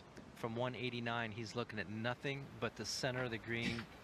Nothing but the center. Yeah, that shot by McIlroy reminded him, let's just stay right of the flag. We're even par. The cut's +1. A 4 will do just nicely. Right where he's supposed to hit it. That's makeable. I mean, that's 20 feet.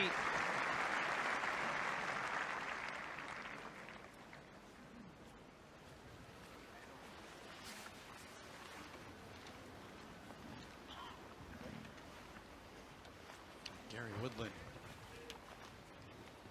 Can he hold it? That he can. 164 yards. Just send an 8-iron out there to the right a little bit. Hold it up against the wind. He could hold this.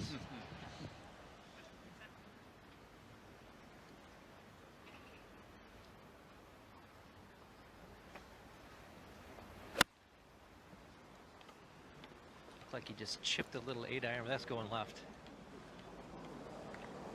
Yeah, gave it a fight, gave it a run. Had so many putts that either hit the hole or right around the hole today, but going to come up short. And unless this man can produce some magic and maybe a little luck of the Irish, he will not be going to the weekend either. Now, even if it doesn't go, you wait and you see other guys struggle coming in.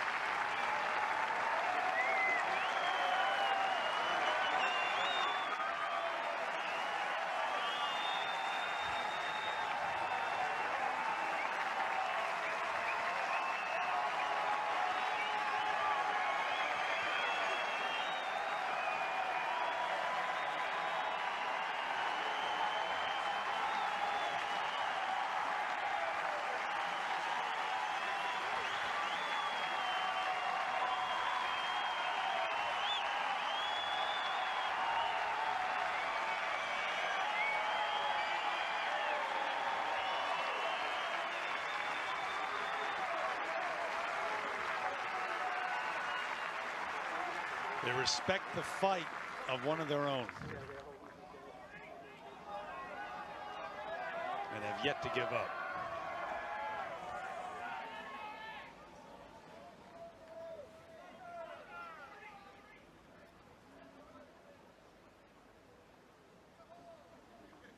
How difficult, John? Well, Rory's is actually doable. It's got a good lie going straight back up the green. He has going to have to probably bounce it into the hill. About 15 feet of green, though, to work with. I've seen stranger things in holding this pitch shot. Obviously, it's a long shot to make the thing, but I mean, in terms of a shot, how difficult, he described it well. So it is possible. I think it's probably a 6 times out of 10 up and down. Yeah. He's not looking for an up and down. No. How many makes you think? Out of 10? 1 out of 50. Yeah. Gary Woodland first to play here. To a horrible lie. Just nothing gone right for the last 2 holes. Has to pitch it into the hill.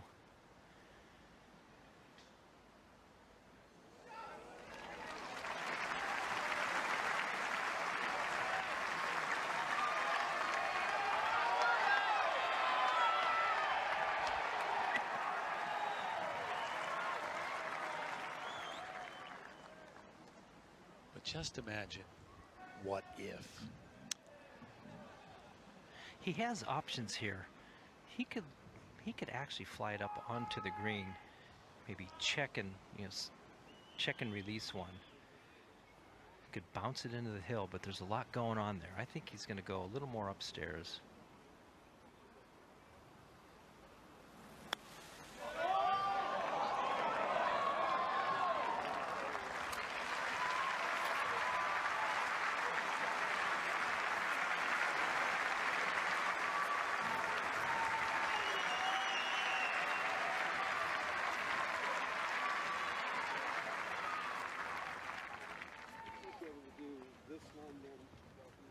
It was compelling to watch today, wasn't it? Yeah, we're not saying that the cut is at 1. There are, the chances are slim, but they're out there. Right. That Rory needs to get this up and down, needs to make this putt, get in at +2, and then wait. Right. I haven't been looking at any scoreboards or any of the scoring, so if there's still players out that are even and +1, there's a chance. There are a few out there. Yep. And 73 now at +1 or better. So they need 4 guys to stumble.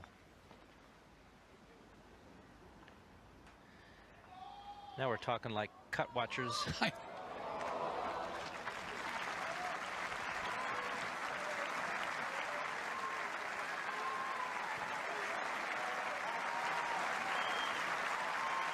That man's sticking around.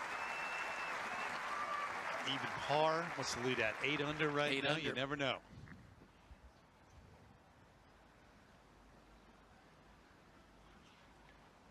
Really, anyone that makes the cut has a chance. We've seen that in the past.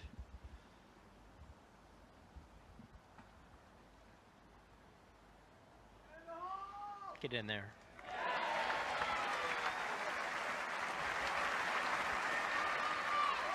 Another man who didn't give up today. That's a pride putt right there. Yeah, nothing went his way. Every time he hit it in the rough, he pulled a bad lie.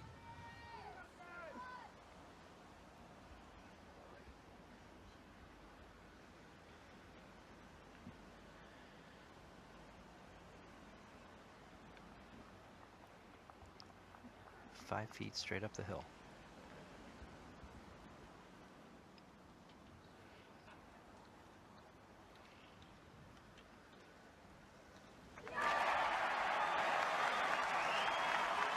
What a day. What an effort. You said it earlier in the day. There's going to be a shot that he's going to think back on, and I think you pointed out 13, the par 3, that if it comes to this, and he misses it cut by a shot. Heartbroken but proud. And still perhaps a little bit hopeful.